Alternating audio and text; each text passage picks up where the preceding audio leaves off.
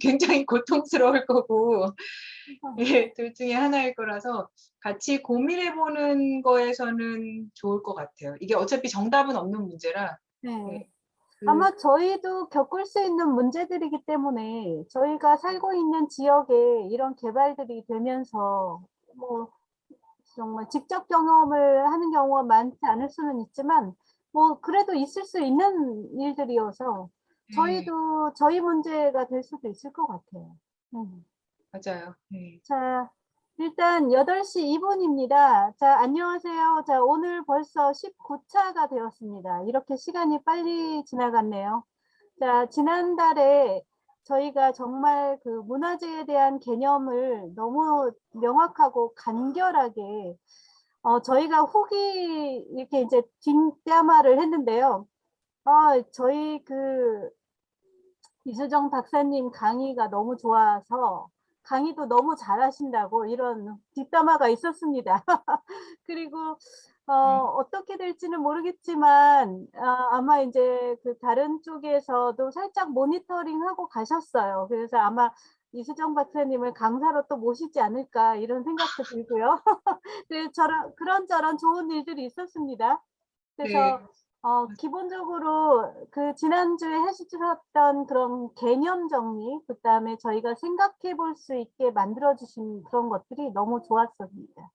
자, 오늘은 이제 지난달에는 문화재였고, 오늘은 조금 더 국제화된 안건, 그 유네스코에 대한 이야기를 이수정 박사님께 오늘 2시간 듣도록 하겠습니다. 오늘 자유롭게 진행해 주시면 될 것 같고요. 마이크 켜주시고 박사님 격한 환영 부탁드리고요.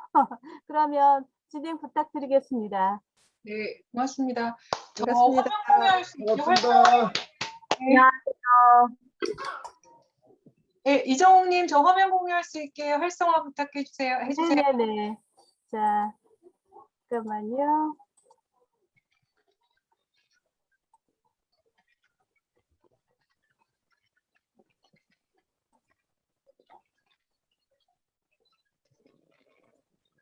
되셨을까요? 네. 네. 네네. 오늘 제가 드리는 내용은 일반적인 얘기들도 있지만 제 사견도 있어요.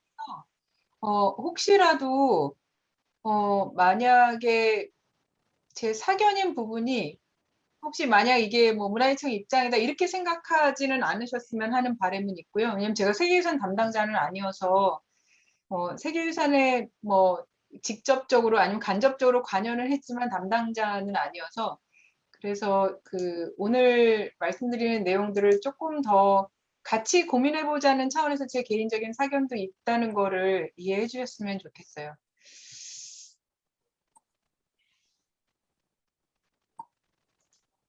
네. 다 보이세요? 네. 가볼게요. 오늘 제가 세계유산에 대한 부분은 크게 2가지를 초점을 맞출 거예요. 첫 번째는 이제 등재가 어떻게 되는지, 등재 기준이 뭔지, 그리고 나서 등재를 하고 나면 그 다음에 보존 관리는 어떤 방식으로 하는지, 그렇게 2파트로 나눠서 말씀을 드릴 건데요. 제가 좀 이따가 같이 보겠지만, 세계유산이 종류가 꽤 있잖아요. 그런데 그 중에서, 말 그대로, 월드 헤리테지만 일단 초점을 맞춰서 보려고 해요. 그러니까 기록 유산이나 무형 유산 쪽은 또 굉장히 여러 가지 문제들을 안고 있기 때문에 그 부분은 시간이 아마 없어서 나 못할 것 같고요. 월드 헤리테지만 제가 일단 먼저 보는 걸로 할게요. 방금 말씀드린 대로 유네스코 세계유산은 크게 3가지 종류가 있어요. 그러니까 첫 번째는 세계유산이 이 세계유산은 문화유산, 자연유산으로 처음에는 나눠져 있다고 여전히 지금도 등재를 할 때에는 문화유산, 자연유산 나눠서 등재를 하는데요. 이제 용어가 바뀌면서 세계문화유산, 세계자연유산 이렇게 용어를 쓰지 않고 그냥 세계유산으로 통칭하는 용어로 바뀌었어요. 그래서 여러분들이 설명을 하실 때도 이게 세계문화유산이다 그렇게 말씀을 하실 수도 있지만 이제는 문화유산이든 자연유산이든 다 그냥 통칭해서 세계유산이라고 부른다라는 거를 이해해 주셨으면 좋겠고요. 두 번째는 인류무형유산이라고 해서 Intangible Cultural Heritage라고 부르는 유산이 있고요. 세 번째는 세계기록유산이라고 해서 Memory of the World가 있어요. 그러니까 이 지금 세계의 기억이라는 것을 우리가 굳이 기록유산이라고 번역을 한 데에는 아마 그 당시에 문화재청 담당 과장이 번역을 하는 과정에서 이거는 어떻게 생각하면 인간의 어떤 기억들을 담아내고 있는 여러 가지 물질적인 요소들을 대상으로 하는 제도이기 때문에 기록유산이라고 부르는 게 좋겠다라고 해서 기록유산이라고 번역을 해서 지금까지 부르고 있다고 하더라고요.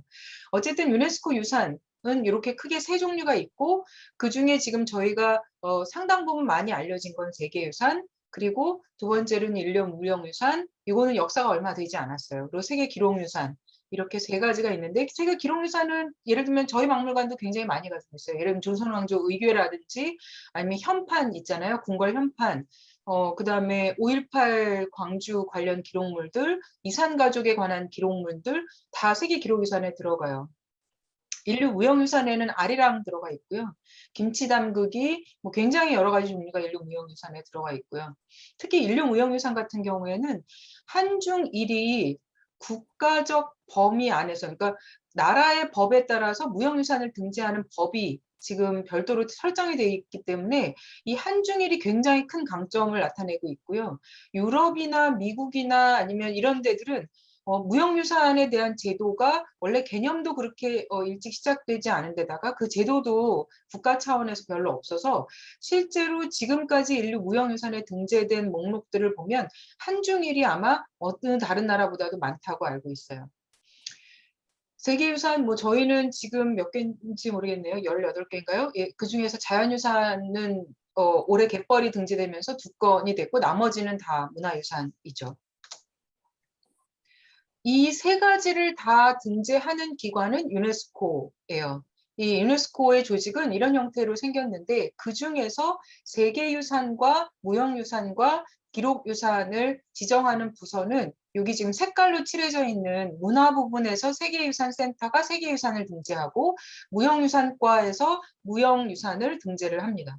그리고 정보통신 부분 아래쪽에 공공접근 및 보존팀이라는 팀이 있어서 여기에서 자문을 받아서 세계유산, 기록유산을 등재를 한다고 해요. 이 세 가지의 세계유산을 좀 비교를 해보면 첫 번째 세계유산 같은 경우에는 1972년에 협약을 맺으면서 채택을 하면서 이 제도가 시작이 됐고요. 우리나라는 1988년에 가입을 했습니다. 신청 주기는 매년 한 건만 각 국가에서 신청할 수가 있고 신청 서류는 매년 2월 1일까지 받습니다.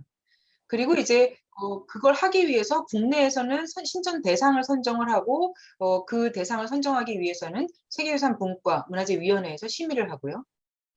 무형유산 같은 경우에는 2003년에 채택한 무형문화유산 보호협약이라는 거에 근거를 해서 무형유산을 등재를 합니다. 저희는 2005년도에 가입을 했고 2008년에 무형유산 대표 목록 및 긴급보호 목록 제도를 시작을 하게 됩니다. 그러니까 협약이 채택된 이후에 처음 무형유산이 목록화된 것은 2008년이라고 보시면 되고요. 신청 주기는 매 2년마다 각 국가에서 한 건씩 제출을 하게 되어 있습니다. 국내에서는 마찬가지로 신청 대상을 선정하는데 이 신청 대상은 먼저 무형분과 문화재위원회에서 심의를 한 거를 가지고 세계유산분과에서 문화재위원회 심의를 거쳐서 매 2년마다 한 건씩 유네스코에 신청을 하게 되고요. 기록유산 같은 경우 유산에서 특히 궁금한 부분이 있으세요? 이정우 님이 화면 공유해 주실 때까지. 나 이거 네네, 꼭 알고 싶다. 잠깐만요. 제 생각일 수 있는데요. 보통 이제 문화유산 소개를 하면 손님들께서 이제 월드 헤리티지 뭐 이렇게 컬처럴 헤리티지, 내추럴 헤리티지 이런 건 잘 알고 계시는데 메모리 오브 더 월드라든가 뭐 예를 들면 인텐지블 헤리티지에 대해서 얘기를 하려고 하면은 잘 많이 모르세요. 그래서 이제 제가 막 이거를 새롭게 소개를 해야 되는 차원이 돼서 세계적으로도 좀 그런가 싶은 거예요. 그러니까 모든 그 나라에서도 좀 이제 인텐지블이나 뭐 이쪽은 조금 아무래도 좀 관심도가 좀 떨어지는 것인가 하는 게 좀 궁금해요. 굉장히 떨어져요. 특히 유럽은 인텐지블 컬처럴 헤리티지에서 예를 들어서 국가나 아니면 그거에 관여하는 사람들은 알고 있는데 인텐지블 컬처럴 헤리티지라는 그 용어 자체도 모르는 사람이 너무 많더라고요. 왜냐면 굳이 이게 눈에 보이는 거냐 보이지 않는 거냐 나누는 것도 웃긴다 생각하고 그다음에 눈에 보이지 않는 거를 어떻게 지정하지? 그런 거라는 게 도대체 뭐지? 이렇게 아예 개념조차도 이해 못하는 사람들도 굉장히 많은 것 같아요. 메모리 오브 더 월드도 마찬가지인 것 같아요. 그래서 그 부분 설명하기 굉장히 어렵겠다는 생각은 들고요. 또 하나는 보니까 그 인텐지블 컬처럴 헤리티지 같은 경우에는 등재가 돼도 어느 현장에 이거가 세계유산이라고 딱 왜냐하면 세계유산 같은 경우에는 아예 표지석이 따로 있잖아요. 이게 딱 로고가 있어가지고 그 입구에 들어가면 표지석이 딱 있어서 사람들이 몰랐다 하더라도 아 저게 뭐 어디 딴 데서도 봤는데 이런 거구나 해서 찾아볼 기회라도 있는데 인텐저블 컬처럴 헤리티지는 아예 그럴 만한 것도 없고 본인이 웹사이트나 이런 데서 관심 있게 찾아보지 않는다면 알 수 없어서 굉장히 많이 알려지지 않은 것 같아요. 그리고 더더군다나 제가 아까 초기에 말씀드린 것처럼 아예 우리처럼 인간문화재 뭐 이런 것들을 지정하는 그런 법 자체도 없기 때문에 그런 면에서는 굉장히 잘 모르는 것 중에 하나인 것 같아요. 또 기록유산은 저도 기록유산은 자세히 들여다보지 않았는데 세계유산이나 아니면 무형유산 같은 경우에는 등재하는 게 상당 부분 어떤 국가적 차원에서 굉장히 하나의 경축이라고 할까? 그리고 신청도 국가가 해요. 근데 기록유산은 신청을 국가가 안 하게 돼 있고요. 그냥 민간단체도 할 수 있어요. 그렇기 때문에 상당 부분 지명도나 이런 면에서 어떤 면으로 보면 국가 차원에서의 그 지정이라기보다는 약간 민간 차원에서 그냥 뭐 취미는 아니지만 약간 그 비공식적으로 하는 그런 체제 정도로 생각하는 경우들이 꽤 있더라고요. 그래서 근데 알려지지 그거 않는 것 같아요. 근데 그거는 제 의견이지만 일반인들 소위 말하는 전문가나 관심이 많은 사람들 제외한 일반인이나 관광객 입장에서 보면은 당연히 그러려고 생각을 할 거예요. 왜냐하면 저희가 이탈리아를 가든 저기 크로아티아를 가든 어떤 문화유산이 있는 형태로 있는 거는 관심을 갖는데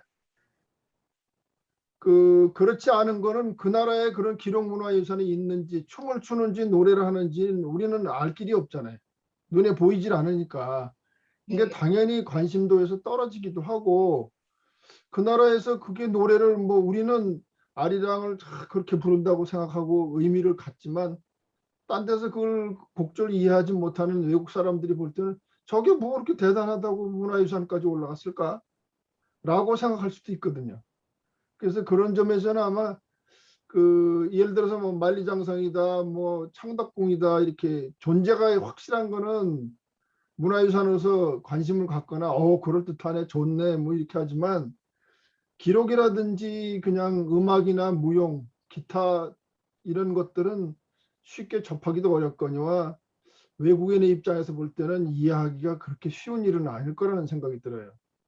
이거 전문적으로 그런데 이게 참 아이러니한 것 중에 하나인 것 같아요. 제가 여기까지만 말씀드리고 계속 진도를 나가볼게요.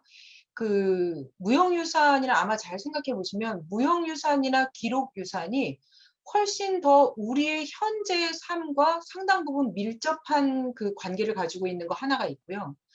두 번째는 무형유산이 세계유산보다 훨씬 더 금방 소멸될 위기에 처해 있는 형태이기도 해요. 그렇게 그렇죠. 네, 그렇기 때문에 어떤 면으로 보면 상당 부분 지금 훨씬 더 보존 관리하고 이것을 이해하고 기록하고 하는 거에 대한 시급성으로 보자면 무형유산이나 기록유산이 훨씬 더 사실은 중요한 부분일 수 있죠. 근데 저희는 이제 인지도 면에서는 세계유산이 훨씬 더 높은 것 같기는 해요. 왜냐면 눈에 그렇죠. 보이기도 하고 관심도가 그만큼 높기도 하니까. 계속 단순히 관광객을 상대로 한 거에 대한 의견입니다. 네, 맞아요. 그 계속 진도 나와 볼게요. 이 네. 표까지 혹시 다 제가 보여드렸나요?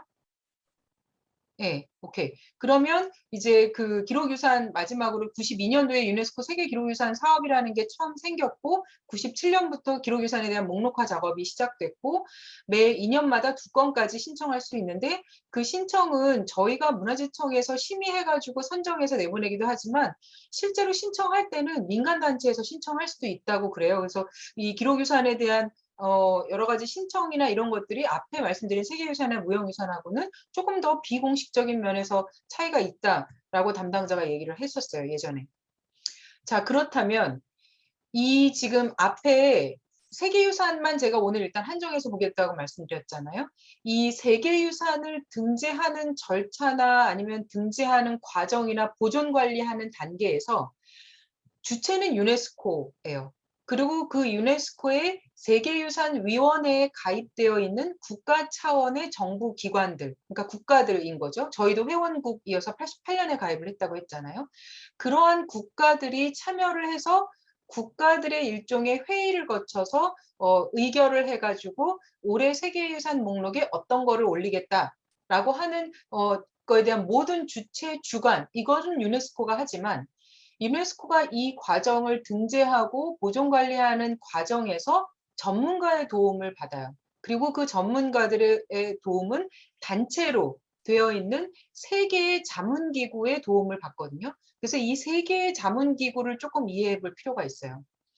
첫 번째는 이크롬이라고 하는 국제문화재보존복구센터라는 곳이에요. 여기는 1956년에 어떻게 생각하면 유네스코 세계유산이 1972년에 협약에 의해서 시작됐는데 그것보다 훨씬 더 이전에 설립이 됐었고요. 여기서 주로 하는 기능은 뭐냐면 문화유산의 보존 복구에 대한 과학적, 기술적, 윤리적 주제에 대한 정보를 수집하고 연구하고 보급하는 거예요. 그리고 이 이크롬은 단체는 로마에 있는데 굉장히 작지만 직원이 몇 명 안 되거든요. 국제기구인데 직원이 몇 명 안 되지만 이 사람들이 각 문화유산의 분야별로 연구자 풀을 가지고 있고 이 연구자들 간에 지속적으로 교류할 수 있는 플랫폼을 여기서 운영을 해요.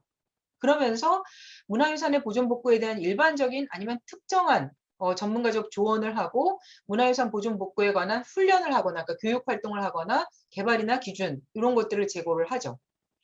지금 현재 이크롬 국제기구이기 때문에 이크롬도 마찬가지로 각 국가별로 회원으로 등록을 하고 회비를 내는 방식으로 국제기구를 운영을 하는데 136개국이 지금 현재 가입돼 있어요. 아마 더 늘어났을 수 있고 뭐 탈퇴하는 국가 있으면 더 줄어들었을 수도 있겠죠. 두 번째로 세계 자연유산이라고 하는 그 카테고리에 등재를 하기 위해서는 IUCN이라고 하는 자연보존연맹이라는 기구의 자문을 받아요. 이 기구는 1948년에 시작이 됐는데 우리나라에서는 2008년도에 가입을 했고요.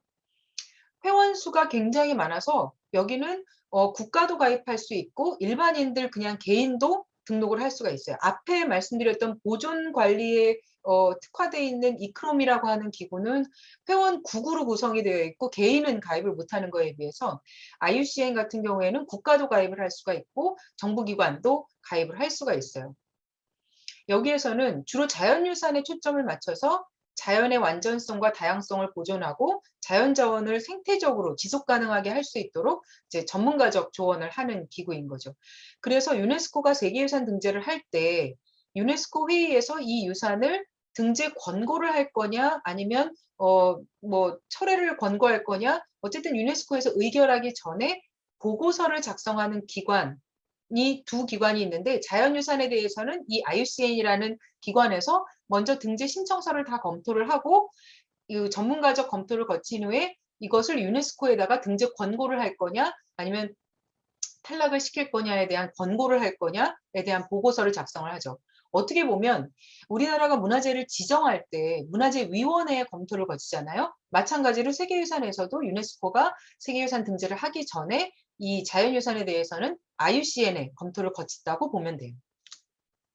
세 번째 자문기구는 이코모스라고 하는 문화유산 또는 복합유산에 관여하는 기구인데 64년에 설립이 됐고요.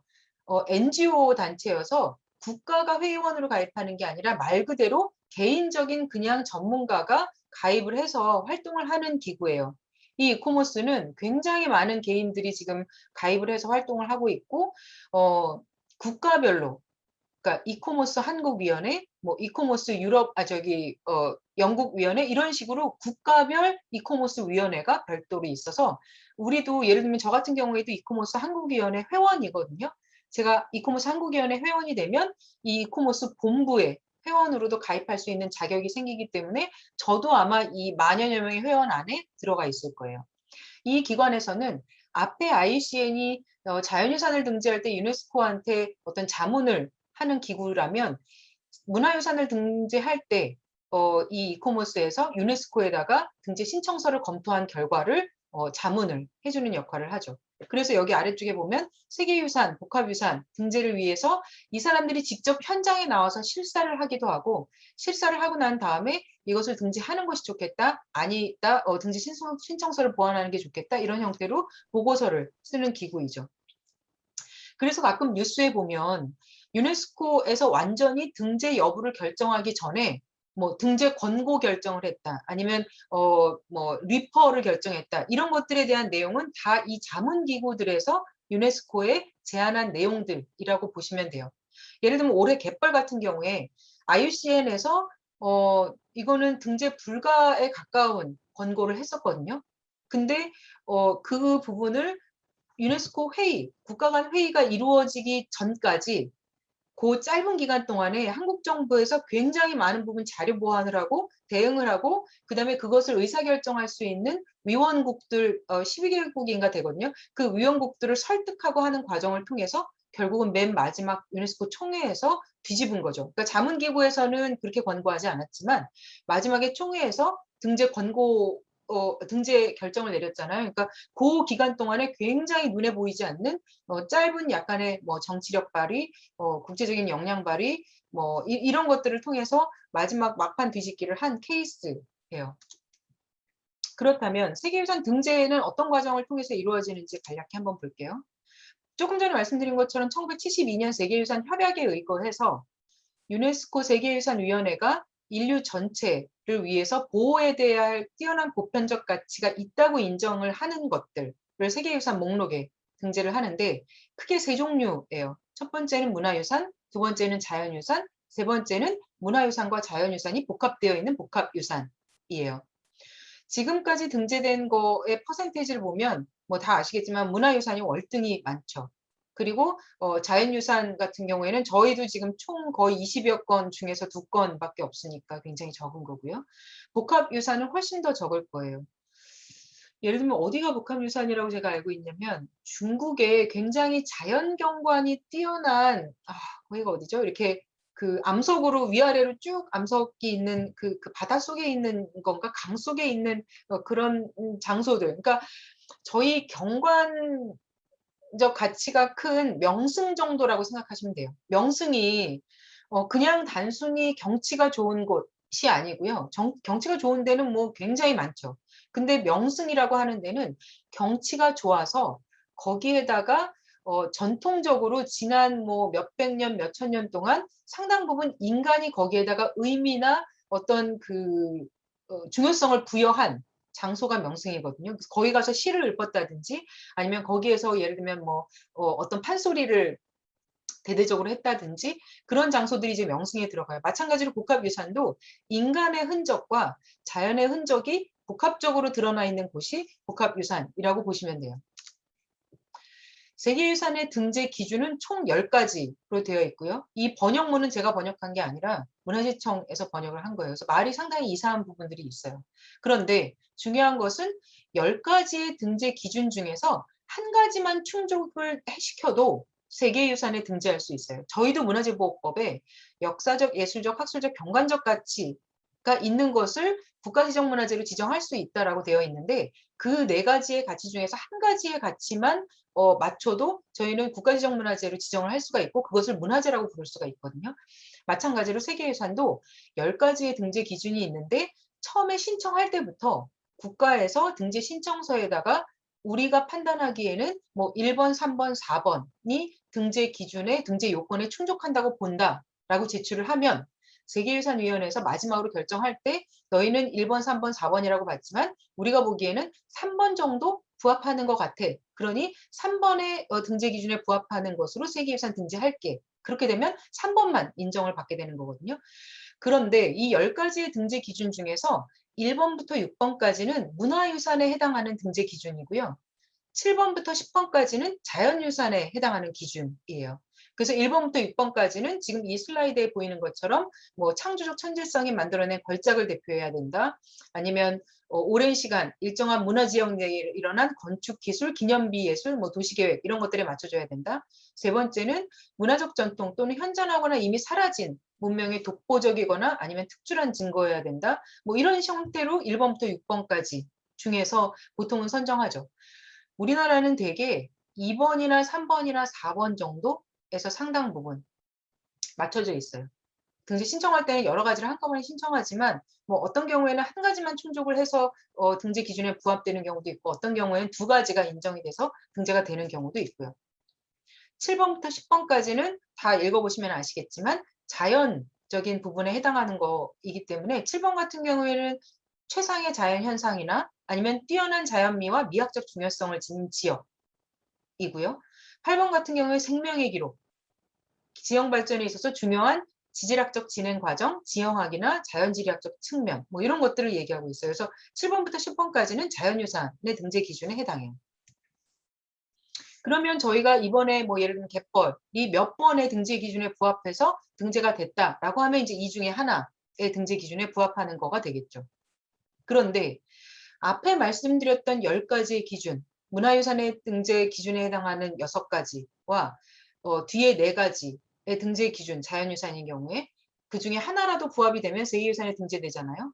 그런데 그거에 부합이 되기 위해서는 이 다음에 얘기하는 진정성과 완전성이라는 것이 함께 갖추어져야지만 앞에 얘기한 탁월한 보편적 가치 10가지 중에 하나를 인정받을 수가 있어요. 그래서 우리가 보통 진정성이라는 요건을 갖추지 못했거나 완전성이라는 요건을 갖추지 못하면 앞에 얘기한 탁월한 보편적 가치를 얘기하기가 상당히 힘들어요. 그렇기 때문에 사실 결론적으로는 이 탁월한 보편적 가치 10가지 중에 하나에 부합을 해서 등재가 되지만 실제로 그것을 설득시키기 위해서는 진정성, 그 해당 유산이 가지고 있는 진정성과 완전성을 등재 신청서에 충분히 설명을 해줘야지만 세계유산의 탁월한 보편적 가치를 인정받을 수가 있어요. 거기에서 진정성이라는 것은 무엇이고 완전성이라는 것은 무엇이냐 한번 볼게요. 진정성은 그 문화재의 문화적 가치, 그러니까 그 앞에 10가지의 가치 중에 6가지 중에 어느 하나인 거죠. 그 중에서 그러한 가치를 이 아래에 있는 다양한 속성을 통해서 제대로 표현하고 있느냐, 그 가치를. 그거를 보는 거예요. 그러니까 예를 들면 형식과 디자인 측면에서 얘는 어떻게 표현되어 있길래 그러한 가치를 가지고 있는 거냐. 아니면 용도와 기능에 있어서 어떻게 표현을 하고 있길래 그러한 가치들이 드러나 있는 거냐. 이런 것들을 평가하게 돼 있어요. 그러니까 예를 들어서 형식과 디자인이다. 르쿠부지에의 건축물이 재작년인가 재재작년에 세계유산에 등재됐는데 르쿠부지에 굉장히 유명한 건축가잖아요. 이 르쿠부지에가 설계한 건물이 뭐 프랑스에만 있는 게 아니라 프랑스 사람인데 프랑스에만 있는 게 아니라 인도에도 있고요. 굉장히 여러 군데의 르쿠부지에의 건축물이 있어요. 그런데 이 르쿠부지에가 가지고 있는 독특한 특징이 여러 가지가 있겠죠. 디자인적인 측면에서 있을 수도 있고 이 사람이 특정한 형태를 고집했다면 그 형태일 수도 있겠죠. 그러한 것들이 어떻게 생각하면 이 르쿠부지에 건축물이 가지고 있는 굉장히 앞에 얘기한 6가지 중에 한 가지 가치를 어떻게 표현하고 있느냐를 판단하는 데에 이 진정성에 따른 속성이 반드시 등재 신청서에 언급이 돼야 돼요. 굉장히 헷갈리죠. 간단히 생각하면 뭐냐면 앞에 6가지의 가치들, 이 6가지의 가치들은 지극히 추상적이에요. 그렇죠? 천재성? 추상적이잖아요.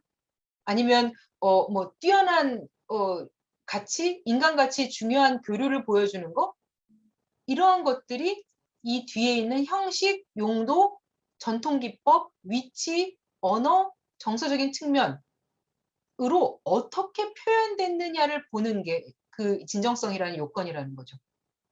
그러니까 추상적인 것들을 조금 더 어떠한 속성을 가지고 구체적으로 설명해 주는 게 진정성에 따른 요건이라고 보시면 돼요.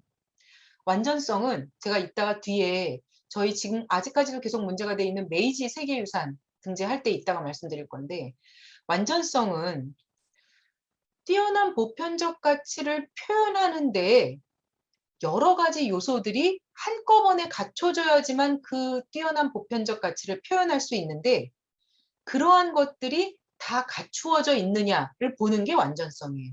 그러니까 어느 하나의 요건만 가지고 그 가치를 표현할 수 있는 경우는 굉장히 드물어요. 왜냐면 인간이 만들어낸 산물이라는 게 어떤 이 생각에서 출발한 것도 있고 디자인적인 요소도 있고, 그것이 형식으로 아니면 디자인으로 아니면 어떤 형태로 형체화되고 이런 과정들이 필요하기 때문에 가치를 표현하는 데 있어서 한 가지 요건만 가지고 그 가치를 표현할 수 있느냐? 그렇지 않고 여러 가지 요건들이 복합적으로 다 한꺼번에 존재해야지만 그 가치를 표현할 수 있을 때가 대부분이거든요. 그거를 완전성이라고 보는 거예요. 여기까지 이해하고 메이지 세계유산에 갔을 때 완전성이라는 개념을 제가 조금 더 자세히 설명을 해볼게요. 자, 세계유산을 등재하는 절차는 굉장히 여러 단계가 필요해요. 예전에는 굉장히 단순했는데 이게 어떤 면으로는 경쟁적으로 막 너도 나도 신청을 하게 되면서 최근에 들어서 국가에 하나만 매년 하나만 신청할 수 있는 걸로 바뀌었고, 그 이전에는 한 국가가 2건, 3건, 뭐 4건 이렇게 신청할 수 있는 그 개수 제한이 없었어요. 그러다 보니까 세계유산 목록이 너무 많아지고 그것을 관리할 수 있는 여러 가지 인력이나 자원이나 이런 것들이 부족하니까 단계도 조금 더 철저하게 검증하는 것들이 필요해졌고, 그다음에 그 신청하는 개수도 하나로 제한을 하게 된 거죠. 그래서 1단계부터 14단계까지 있는데 쭉 보면 일단 첫 번째 잠정 목록에 반드시 올라가야 돼요. 그러니까 텐터티브 리스트라고 해가지고 세계유산에 등재하기 위해서 요것은 어떤 특정한 탁월한 보편적 가치를 한번 검토해 볼 만한 가치를 가지고 있다라고 하는 것을 잠정 목록에 올리거든요. 저희도 뭐 잠정 목록에 올라가 있는 것들 굉장히 많아요. 예를 들면 방구대 안각화 아마 잠정 목록에 올라가 있을 거예요. 그렇지만 아직 세계유산은 아닌 거죠. 이러한 잠정 목록에 먼저 올라가야지만 그 다음에 그 잠정 목록에 올라간 것 중에 선별해서 세계유산 신청을 할 수가 있어요. 그래서 잠정 목록 대상을 먼저 선정하는 단계가 쭉 몇 단계가 있고요. 그 다음에 세계유산 등재를 심의하기 위한 그 전해년도 12월까지 세계유산 등재 신청 대상을 우리나라에서 보통 문화재청에 선정을 2건을 하죠.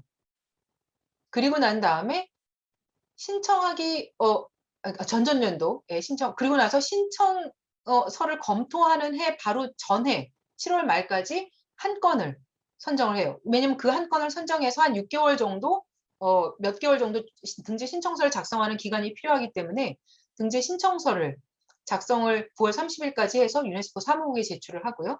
최종본을 등재 신청년도 2월 1일까지 사무국에 제출을 하고, 그 다음에 등재 신청년도 8, 9월에 유네스코 자문기구가 아까 이코모스라고 말씀드렸잖아요. 자문기가 나와서 현지 실사를 하고, 등재 신청년도 9월부터 12월까지 보충자료를 제출하고, 등재 신청년도 다음 해에 심사 결과를 유네스코에다가 자문기구가 통보를 하고, 그 해에 6월이나 7월에 세계유산위원회가 열리면서 세계유산을 결정을 하게 되죠. 그러니까 결국은 등재 신청연도의 전전년도부터 시작해서 등재 신청년도 다음 해에 그 결과가 결정되니까 적어도 4년 정도는 걸린다고 보시면 돼요. 그러니까 굉장히 오랜 기간 동안 준비하는 기간이 필요하죠. 내년에 등재 신청서를 제출한 걸 제가 뭐라고 들었는데 뭔지 잃어버렸어요. 작년에 등재 신청서를 올린 거는 갯벌이었고요. 내년에 올라가는 게 뭔지 모르겠네요. 지금 저희가 떨어진 거가 몇 개 있거든요. 예를 들면 한양도성 신청했다가 다시 걷어들인 거 있고요. 반구대가 되는지 뭐가 되는지 제가 좀 잊어버렸어요. 그건 한번 아마 찾아보시면 금방 나올 거예요. 그 다음에 이제 인류 무형유산 같은 경우에 1997년에 제가 시작됐다고 말씀드렸잖아요. 그리고 나서 몇 차례 변화를 거쳐서 2008년도에 대표 목록을 정리하기 시작했고, 아까 말씀드린 대로 저희 같은 경우에는 아리랑이나 뭐 이런 것들이 지금 무형유산에 등재가 돼 있죠.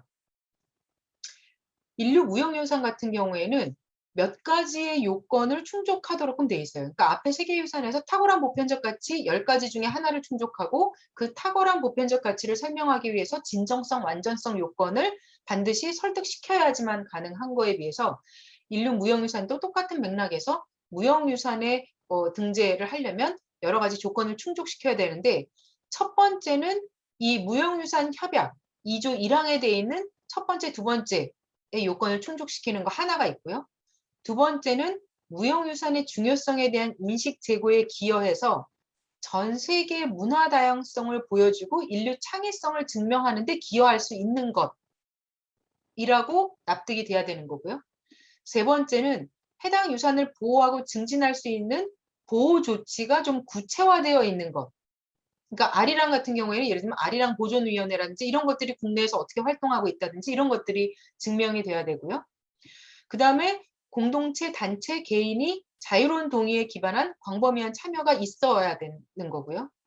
해당 목록이, 해당 유산이 등재 신청 당사국의 자국 영토 내에 있는 무형유산을 위해서 만든 분류 목록에 포함되어 있습니다. 그러니까 예를 들면 저희 같은 경우에는 무형유산에 등재 신청을 하기 위해서 일부러 무형유산으로 지정을 보통은 해놔요. 그러면 저희 자국 내에 분류 목록에 포함이 되어 있는 거잖아요. 그래서 그런 경우에 명확하게 세계에서도 어쨌든 국가 차원에서 얘를 무형유산으로 인정하고 인식하고 있다는 것을 증명하는 거죠. 가장 중요한 건 첫 번째예요. 무형유산의 다음 조건을 충족할 것. 그러면서 이제 종류가 나오죠. 어떤 종류냐면 A. 무형유산의 전달체로서 언어를 포함한 구전 전통이나 표현. 판소리 같은 게 대부분이고요. 두 번째, 공연 예술. 그러니까 판소리 같은 경우는 A와 B가 지금 복합적인 거인 거죠. C, 사회적 실행, 의식, 축제. 예를 들면 삼바 축제 같은 거. D, 자연과 우주에 대한 지식이나 관습. 예를 들면 기우제를 지낸다든지 뭐 이런 것들 있잖아요. 그 다음에 E, 전통적 공예 기술. 뭐 만들기 기술이라든지 이런 것들 있잖아요. 그런 것들은 A부터 E 중에 하나의 항목만 포함이 돼도 무형유산으로 등재 신청을 할 수가 있어요. 신청 절차는 먼저 첫 단계에서 등재 신청서를 작성하고 제출하고요. 두 번째로 평가기구에서 신청서를 평가하고 보고서를 제출하고 세계유산하고 상당히 비슷하죠. 큰 그림에서 보면. 세 번째, 무형유산 정부간위원회 아까 2년에 한 번씩 열린다고 했잖아요. 거기에서 신청서를 최종 평가해서 등재 여부를 결정을 하게 됩니다. 세 번째로 기록유산은 일단 정의를 보면 전 세계 민족의 집단 기록이자 인류의 사상, 발견 및 성과의 진화 기록 등이 기록유산의 정의이고요. 종류로 보면 문자로 기록된 거, 예를 들면 책이나 필사폰이나 포스터, 이미지나 기호로 기록된 거, 비문, 시청각 자료, 인터넷 기록물 같은 것들이 그 종류의 범주 안에 들어가요. 그러니까 예를 들어서 KBS 이산가족 찾기는 시청각 자료에 들어가죠. 저희 이산가족 찾기 KBS 그 모든 영상물이 다 기록유산에 들어가 있거든요. 두손왕조 의궤, 책이나 필사본이잖아요. 그래서 이런 것들이 기록유산의 종류 안에 들어간다고 해요. 마찬가지로 세계 기록유산의 등재 기준도 첫 번째 진정성, 그러니까 해당 기록유산이 유산의 본질이나 기원을 증명할 수 있는 정품이어야 된다는 거죠. 저희가 지금 여러 가지 기록유산 중에서 KBS에서 만든 영상물인데 그 KBS에서 직접 제작해서 기록으로 테이프로 남긴 것들은 기록유산 범주 안에 들어가지만 예를 들면 이수정이라는 개인이 그거를 녹화해 놓은 거 그거는 기록유산의 범주 안에 들어가지 않아요. 똑같은 내용이라 하더라도. 두 번째, 독창성, 대체 불가능성. 그러니까 특정 기간 또는 특정 지역에 지대한 영향력을 끼친 세계의 특정 문화권에서 역사적인 의미를 가지거나 해당 유산이 소멸, 훼손될 경우에 인류 유산 발전에 저해한다고 판단하는 자료 등인 거죠. 그건 아마 이 진정성이라든지 독창성, 대체 불가능성은 저희가 지금 기록유산에 등재되어 있는 거를 한번 떠올리시면 아마 분명히 이해가 될 거예요. 그래서 이 두 가지를 가지고 세계 기록유산으로 등재를 할 거냐 말 거냐를 결정을 해요. 세 번째는 세계적으로 중요성도 같이 평가를 하는데 첫 번째는 시간, 두 번째는 장소, 세 번째는 사람, 네 번째는 주제, 다섯 번째 형태, 스타일, 여섯 번째 사회적, 정치적, 공동체적 중요성. 이런 것들도 같이 평가를 하고요. 마지막으로 보조적인 기준이 있는데 예를 들면 희귀성, 완전성, 그다음에 특정한 금방 없어질 것처럼 위협을 받거나 아니면 관리 계획 등이 있는지 없는지 이런 것들이 어떻게 생각하면 가산점 정도의 형태 정도로 작용을 하고 법률 기준도 고려를 해요. 그래서 예를 들면 소유권도 검토를 하고요. 두 번째 접근성이나 저작권도 같이 검토를 해서 등재할 거냐 말 거냐를 판단한다고 해요. 등재 과정을 보면 등재 신청, 등재 신청 서류 제출, 국제자문위원회 심사, 그다음에 유네스코 사무총장이 승인하는 방식으로 절차는 거의 대동소이해요. 어떤 거나 신청서를 작성하고 그다음에 신청서를 평가하고 그 평가한 검토 결과서를 가지고 최종적으로 위원회에서 승인을 하는 방식으로 되어 있는데 조금씩 그 등재 조건이 다르거나 평가 기준이 다르거나 아니면 평가하는 사람들이 다르거나 이런 것 정도의 차이가 있는 것뿐이죠. 제가 이 발표 자료는 제가 이정호 선생님한테 PDF로 드릴게요. 그래서 만약 필요하신 분들은 나눠서 이 안에 비밀은 하나도 없거든요. 나눠서 보셔도 될 것 같아요. 아니면 문화유청 홈페이지에서 제가 상당 부분 긁어온 자료들도 있어서 문화유청 홈페이지 세계유산 항목에 보면 정리가 다 잘 되어 있어요. 자, 그렇다면 이제 본격적으로 세계유산, 그러니까 월드 헤리티지에 제가 집중을 해서 오늘 본다고 말씀드렸잖아요. 그것이 어떻게 등재가 되고 그 다음에 어떻게 보존 관리가 되는지를 한번 볼게요. 혹시 지금 몇 시죠? 8시 49분. 5분만 쉴까요? 55분까지 쉴까요? 네. 55분까지 쉴게요.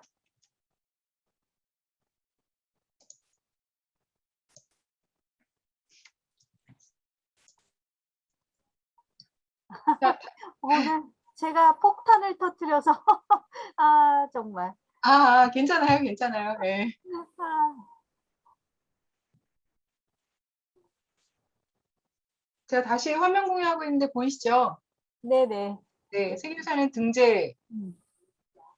어떻게 시작됐는지부터 먼저 간략하게 설명을 드려볼게요. 아마 저는 아직 못 가봤는데 가보신 분들도 있을 거예요. 이 아스완댐 근처의 유적을 아부심벨이라는 유적 혹시 가보신 분 있으면 네, 더 아마 이해가 훨씬 쉬우실 것 같아요. 세계유산 협약이 아까 1972년에 탄생을 했다고 하는데 그것의 근원으로 올라가면 1959년에 이집트에 있는 아부심벨 유적에서 일어났던 국제적인 활동이 상당 부분 큰 역할을 했다 그래요.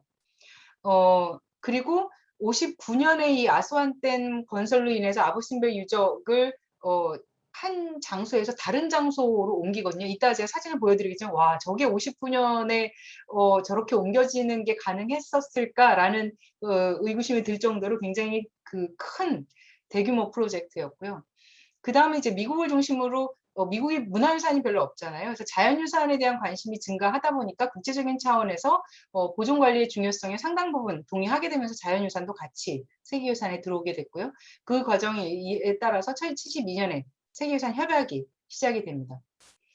이 아부심벨 구하기라는 프로젝트가 59년에 제가 시작이 됐다고 말씀을 드렸는데 여기 이집트의 지도를 보시면 이게 지금 이 흑강이고요. 아부심벨이라는 유적, 고대 유적이 이 아래쪽에 있습니다. 근데 이 위쪽에 그 댐을 건설하기 위한 계획이 처음에 이집트에서 이제 어떻게 생각하면 홍수 조절이라든지 그다음에 농지에 물을 대기 위해서 댐을 건설하기 위한 사업이 시작이 되다 보니까 거기에서 딱 하나 걸리는 게 이 아부심벨 유적이 잠기게 생긴 거예요. 댐을 건설함으로 인해서. 그래서 국제사회에서 이거는 잠기게 그냥 두면 안 되겠다라고 생각이 돼서 나선 거죠.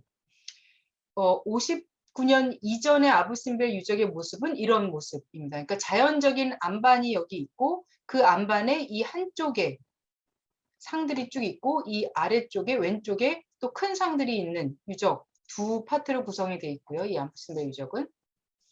굉장히 많은 부분 옛날에 그린 그림이나 기록물에 이 아부심벨 유적이 상당 부분 많이 등장하고 있어서 이 50년대 이전에 어떤 모습이었는지 정도도 충분히 알 수 있는 유적이었었어요. 그리고 많은 유럽 사람들이 일종의 대상무역을 하면서 이 지역에 가서 상당 부분 유적에 대한 기록을 남기기도 했고 책으로 남기기도 했던 유적이에요. 내부 모습은 이런 모습으로 되어 있고 이 안에 보시면 이렇게 모래가 쌓여가지고 상당 부분 이렇게 잠겨 있는 그런 모습이었었죠. 제가 아까 크게 왼쪽과 오른쪽 두 파트로 구성이 되어 있는데 한쪽 파트는 이렇게 감실처럼 되어 있어서 바깥쪽에 상이 4개가 있고요. 안쪽으로 들어가는 통로가 있고 이 안쪽을 쭉 파고 들어가면서 약간의 신전 형태로 구성을 하고 있는 유적이라고 해요. 그래서 단면을 보시면 이 앞쪽에 이렇게 큰 상이 있고 안쪽으로 들어갈수록 파고 들어가면서 이게 지금 천연 안반이잖아요. 안반을 파고 들어가면서 신전을 만든 형태를 알 수 있고 그 강 앞으로까지 이렇게 유람선이 다녔다고 하니까 굉장히 많은 부분 강에 굉장히 가깝게 지금 유적이 있는 거잖아요. 그래서 강 수위에 따라서 상당 부분 유적이 잠길 수도 있는 그런 위기가 있었고 만약 댐이 건설된다면 이렇게 잠길 것이다라고 조감도를 그려본 거예요. 이 물이 여기까지 꾹 차면서 이 아래쪽에 지금 신전이 잠기게 되는 거죠. 그래서 사람들이 낸 아이디어는 이 아래쪽에 있는 댐 공사 이전에 이 아래쪽에 있는 신전을 이 안반 위쪽으로 수직으로 그냥 끌어올린다라고 계획을 세워서 이 조감도를 그려본 거예요. 근데 이 신전이 뭐 사진으로 보면 얼마 안 되는 것 같지만 굉장히 대규모 신전이거든요. 근데 이거를 이 뭐 150m인가 이 수직으로 위로 올리는 건가 그랬었어요. 그래서 이거를 끌어올린다는 게 정말 이론적으로야 가능하지만 실제로 이게 가능했을까 싶을 정도인데 실제 실행을 하게 됩니다. 굉장히 많은 예산이 들었고 굉장히 여러 국가에서 참여를 하면서 그러니까 막 2차 세계대전이 끝나고 나서 각 국가에서 전후복구를 한참 어느 정도 이루고 난 이후에 시작이 됐으니까 그게 가능하지 않았을까 싶은 생각이 들어요. 여기 보시면 이거는 지금 공사 시작하기 바로 전에 공사를 위해서 어느 위치에다가 뭐를 배치하겠다라고 그려본 거예요. 그래서 이 아래쪽에 지금 유적이 있고요. 이 유적의 위쪽에 뭐 둔턱에다가 이 유적을 조각조각 잘라가지고 임시로 옮겨놓고 그 장소에 뭐 노동자 그러니까 보존에 참여하는 사람들의 숙소 그다음에 새로 돌을 쪼개는 장소 이런 것들을 다 이 위쪽에 배치를 한 모습들이 있고요. 실제로 작업은 여기 보시는 것처럼 이 신전의 각 상들을 일정한 크기로 잘라가지고 한 장소에 옮겨놨다가 옮기기로 한 장소에다가 새로 조립하는 방식으로 구성이 되는데요. 그 당시의 보고서를 보면 굉장히 많은 고민을 해요. 예를 들어서 어디를 잘라낼 거냐. 그렇다고 예를 들어서 이 코 있는 데를 잘라낼 수는 없잖아요. 맞추면 나중에 표시가 나니까. 그러니까 어느 면을 잘라야지만 되는 거 하나. 그 다음에 자르고 났을 때 그것을 크레인으로 들 수 있는 무게냐 아니냐. 이런 것들을 다 계산을 해가지고 상당 부분 오랫동안 계획을 짰다고 해요. 그래서 조각조각을 낸 다음에 옮겨서 조립을 하는 방식으로 이렇게 조립을 하는 방식으로 나중에 옮겨진 거죠. 그리고 나서 신전을 다 옮겨요.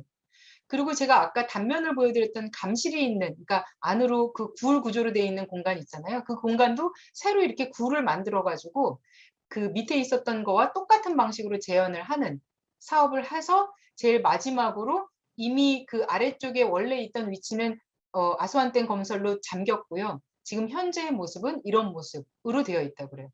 근데 이 작업이 상당 부분 어떻게 생각하면 거의 세계 최초로 국제적인 어떤 협력에 의해서 이루어진 작업이기도 했고 물론 이 옮기는 거에 상당 부분의 비용은 이집트 정부가 됐지만 그 나머지 비용은 상당 부분 각 국가들의 도네이션을 받아서 진행을 했어요. 그래서 이 유적이 이렇게까지 살아남은 데는 국제적인 협력이 가능했기 때문에 그랬었던 거에 상당 부분 사람들이 인정이 돼서 그 이후에 세계유산 협약이라는 것을 통해서 이와 같이 위험에 처한 세계유산들을 적극적으로 인정하고 인지하고 알리고 보호하는 그런 국제적인 기구가 필요하겠다라고 인식이 돼서 유네스코가 그거를 담당하게 됩니다. 그거를 계기로 국제적으로 중요한 유적지 보존에 위험 요소가 생길 때 개입을 해서 이태리의 베니스라든지 아니면 인도네시아의 보르부드 사원이라든지 파키스탄의 모헨조다로 같은 장소들이 이러한 국제적인 협력에 의해서 보존을 하게 되고요. 그 과정에서 72년에 세계유산 협약이 탄생이 되고 실제로 준비 과정을 한 6년 동안 거쳐서 78년에 처음으로 12개의 유적지를 최초로 등재를 하게 됩니다. 그리고 난 다음에 유네스코의 어느 한 부서에서 이 세계유산을 관리하다가 규모가 점점 커지니까 세계유산 센터라는 별도의 조직을 92년도에 만들어서 세계유산을 계속 등재를 하게 되는 거죠. 세계유산 협약은 국가적인 차원이 아니라 국제적인 연합체로 유산을 관리한다는 개념에서 출발을 했고요. 그러면서 세계유산의 관리와 보존은 국가만의 책임이 아니라 인류 공동의 의무와 책임이라는 전제를 가져가게 됐고, 그러다 보니까 국가적 차원에서 중요하지만 그것이 인류 전체의 차원에서 중요한 유산을 어떻게 선별해내느냐, 이런 개념을 가져가다 보니까 Outstanding Universal Value, 그러니까 탁월한 보편적 가치라는 새로운 개념을 만들어내거든요. 근데 이게 상당 부분 굉장히 어폐가 있어요. 물론 이제 지금 여기 계신 분들 중에 영어권에 계신 분들도 계신데 아웃스탠딩한데 그것이 어떻게 보편적이냐, 유니버설하냐. 아웃스탠딩하다는 건 일종의 독특한 거잖아요. 굉장히 창의적이고 굉장히 어디에도 없는 뛰어난 건데 그것이 어떻게 보편적이냐 하는 거죠. 그러니까 이 두 단어가 서로 충돌하고 있어서 아웃스탠딩 유니버설 밸류라는 것을 평가하는 것 자체가 어떻게 생각하면 굉장히 모순적이다. 이런 비판이 유네스코 내부에서도 상당히 많아요. 그리고 그것이 아직도 정리되지 않은 논쟁거리로 남아있는 거죠. 그래서 세계유산위원회에서 세계유산 협약에 근거해서 오퍼레이셔널 가이드라인을 매년 개정을 하거든요. 어떻게 등재를 하고 어떻게 보존 관리를 할 건에 대한 실무 지침인데 이 실무 지침을 매년 개정할 때 아웃스탠딩 유니버설 밸류를 조금씩 바꿔왔어요. 조금 더 사람들이 이해하기 쉽게 조금 더 합리적이고 객관적인 개념으로 누구나 인정할 수 있게끔. 근데 여전히 그럼에도 불구하고 이 개념이 상당히 모순적이라는 그런 얘기들이 상당히 많이 있죠. 또 하나 중요한 건 94년에 평가를 한번 해보니까 목록을 쭉 놓고 국가별로 따져보니까 동서양 간의 세계유산 등재가 굉장히 불균형적으로 이루어졌다는 거가 나타나요. 그러면서 그거를 개선하기 위해서 상당 부분 그렇게 불균형적으로 세계유산이 적게 등재된 지역에 우선권을 부여하는 행위들이 이루어지면서 우리나라도 95년에 세계유산 등재에 상당 부분 힘을 받게 되는 그런 계기가 됐죠. 제가 지난번 때 문화유산의 개념이 크게 2번 바뀌었다고 말씀드렸잖아요. 이 문화유산의 개념이 2번 바뀐 건 상당 부분 세계유산의 영향이기도 하고 또 세계유산에서 유적을 보면 등재하는 그런 흐름을 보면 세계유산 등재하는 초창기에는 개별 건물 한 동 한 동씩을 지정하는 게 대부분이었어요. 그런데 최근 들어서는 연속유산이라고 해서 산사처럼 공통성을 가지고 있는 뭐 몇 개를 한꺼번에 모아서 등재를 한다든지 아니면 실크로드 유적이라고 해서 인도, 파키스탄, 중국, 중앙아시아까지 쭉 연결되어 있는 루트를 전체를 등재를 한다든지 면 단위로 넘어가기 시작했고요. 그 다음에 또 하나는 도시 전체를 등재하는 경우도 있어요. 예를 들면 경주 역사유적지구 같은 경우에 거의 경주의 핵심 지역이 다 들어가 있거든요. 그러니까 세계유산의 보존 관리도 상당 부분 우리가 지난 시간에 얘기했었던 문화재 개념의 확장과도 상당히 연동돼 있다라는 것을 볼 수가 있어요. 두 번째는 저희 지금 문화재보호법에 보면 제가 앞에도 잠깐 말씀드렸지만 역사적, 예술적, 학술적, 경관적 가치를 가지는 것들은 문화재라고 부를 수 있다라고 했잖아요. 그럼 그거를 뭘로 평가할 거냐? 원형이라는 개념을 도입해서 이 원형을 가지고 역사적, 예술적, 학술적, 경관적 가치를 보여주는 하나의 속성으로 얘기를 하고 있거든요. 마찬가지로 세계유산 협약에서도 결국은 세계유산에 등재되기 위해서는 탁월한 보편적 가치를 인정받아야 되는데 그 탁월한 보편적 가치가 워낙 추상적이다 보니까 그것들을 평가할 수 있는 하나의 속성으로 진정성과 완전성 요건을 갖추도록끔 요구를 하고 있어요. 그렇다면 탁월한 보편적 가치, 진정성, 완전성이라는 게 뭔지 조금 더 구체적으로 한번 들여다볼게요. 세계유산 협약을 이행하기 위한 운영 지침, 오퍼레이셔널 가이드라인의 탁월한 보편적 가치에 대한 정의는 이렇습니다.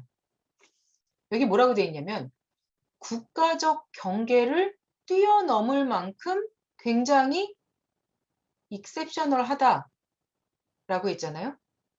그런데 동시에 and잖아요. or가 아니라. 그러면서 동시에 뭐가 필요하냐면 공통의 중요성을 가지고 있어야 된다는 거예요. 그러니까 현재와 과거 세대, 인류 전체의 현재와 과거 세대들한테 공통적으로 중요성을 가지고 있는 것도 충족을 해야 된다. 그것이 탁월한 보편적 가치다라고 하는 거죠.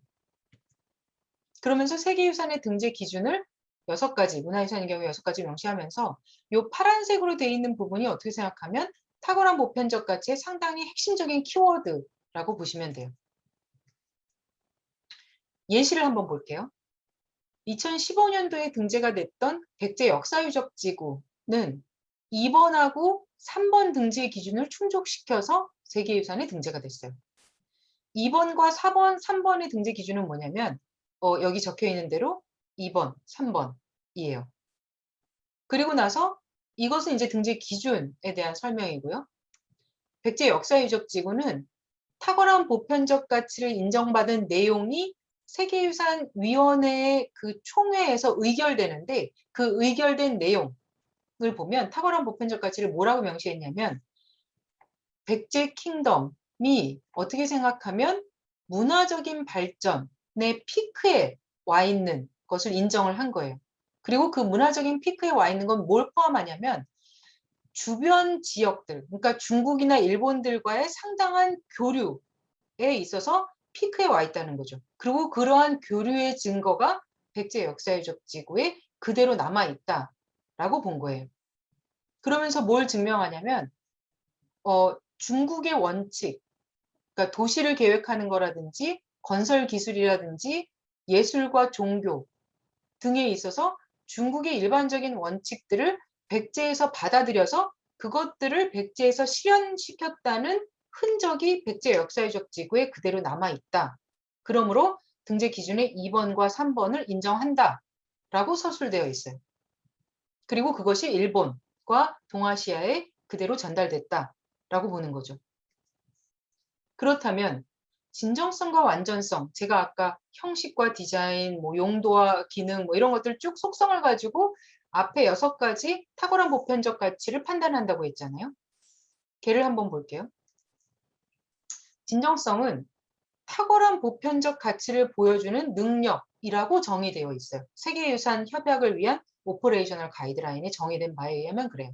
그러니까 결국 탁월한 보편적 가치를 보여주는 능력을 진정성이 가지고 있기 때문에 이 진정성에서 얘기하는 요건들을 파악해야지만 그리고 그걸 가지고 탁월한 보편적 가치를 설명해야지만 그 가치를 인정할 수 있다라고 보는 거예요.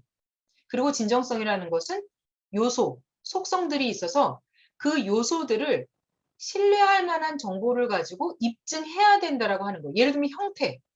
이러한 형태가 과거에 있었던 형태인 거냐 아니면 중간에 계속 바뀌어가지고 뭐 임의로 그냥 바꾼 형태인 거냐 우리가 얘기하는 거는 원래 작가가 의도했던 형태대로 있어야지만 그것이 탁월한 보편적 가치를 인정받을 수 있다라고 본다면 그것을 증명할 수 있는 사진이 있거나 그것을 증명할 수 있는 기록물이 있거나 뭔가 예증이 있어야 된다는 거죠. 그래서 그 진정성에서 얘기하고 있는 요소들을 어떤 신뢰할 만한 정보를 가지고 신뢰할 만한 검증 과정을 가지고 검증할 수 있어야지만 그것으로 인해서 표현된 가치를 인정할 수 있다라고 보는 거예요.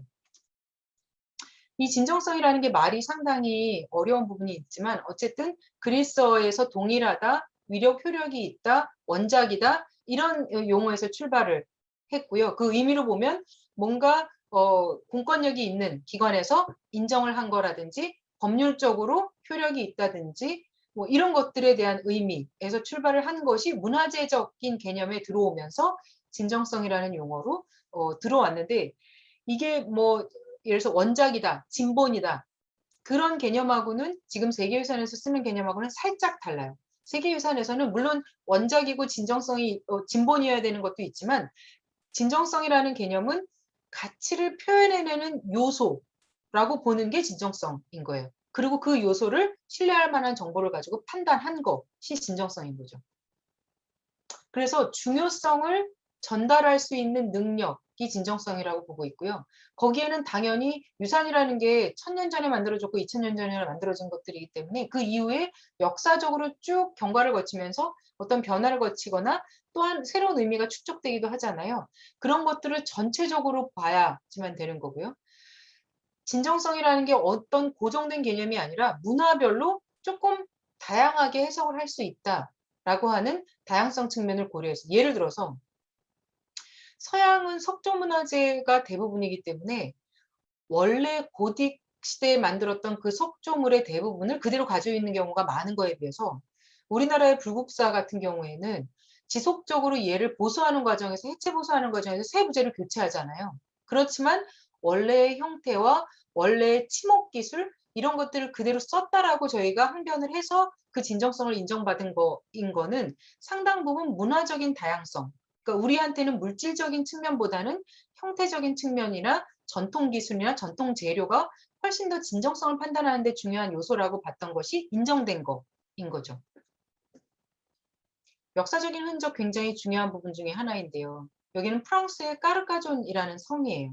원래 이 성의 모습은 이 지금 위에 보이는 이 성인데요. 이 성의 모습은 처음 만들어진 건 12세기, 13세기였는데 19세기쯤까지 오면서 이 성이 상당 부분 많이 훼손이 되면서 이 위쪽이 상당 부분 많이 변했어요.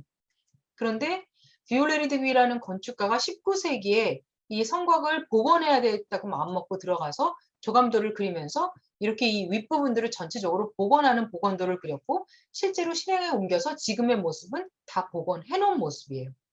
그런데 이 까르까존이 원래 세계유산 등재 신청을 했을 때 한 번 탈락이 된 적이 있어요. 그때 결론이 뭐였냐면 이게 원형이 아니지 않냐, 원래 12세기의 모습이 아니지 않냐, 그러므로 얘는 진정성이 없다라고 판단을 했어요.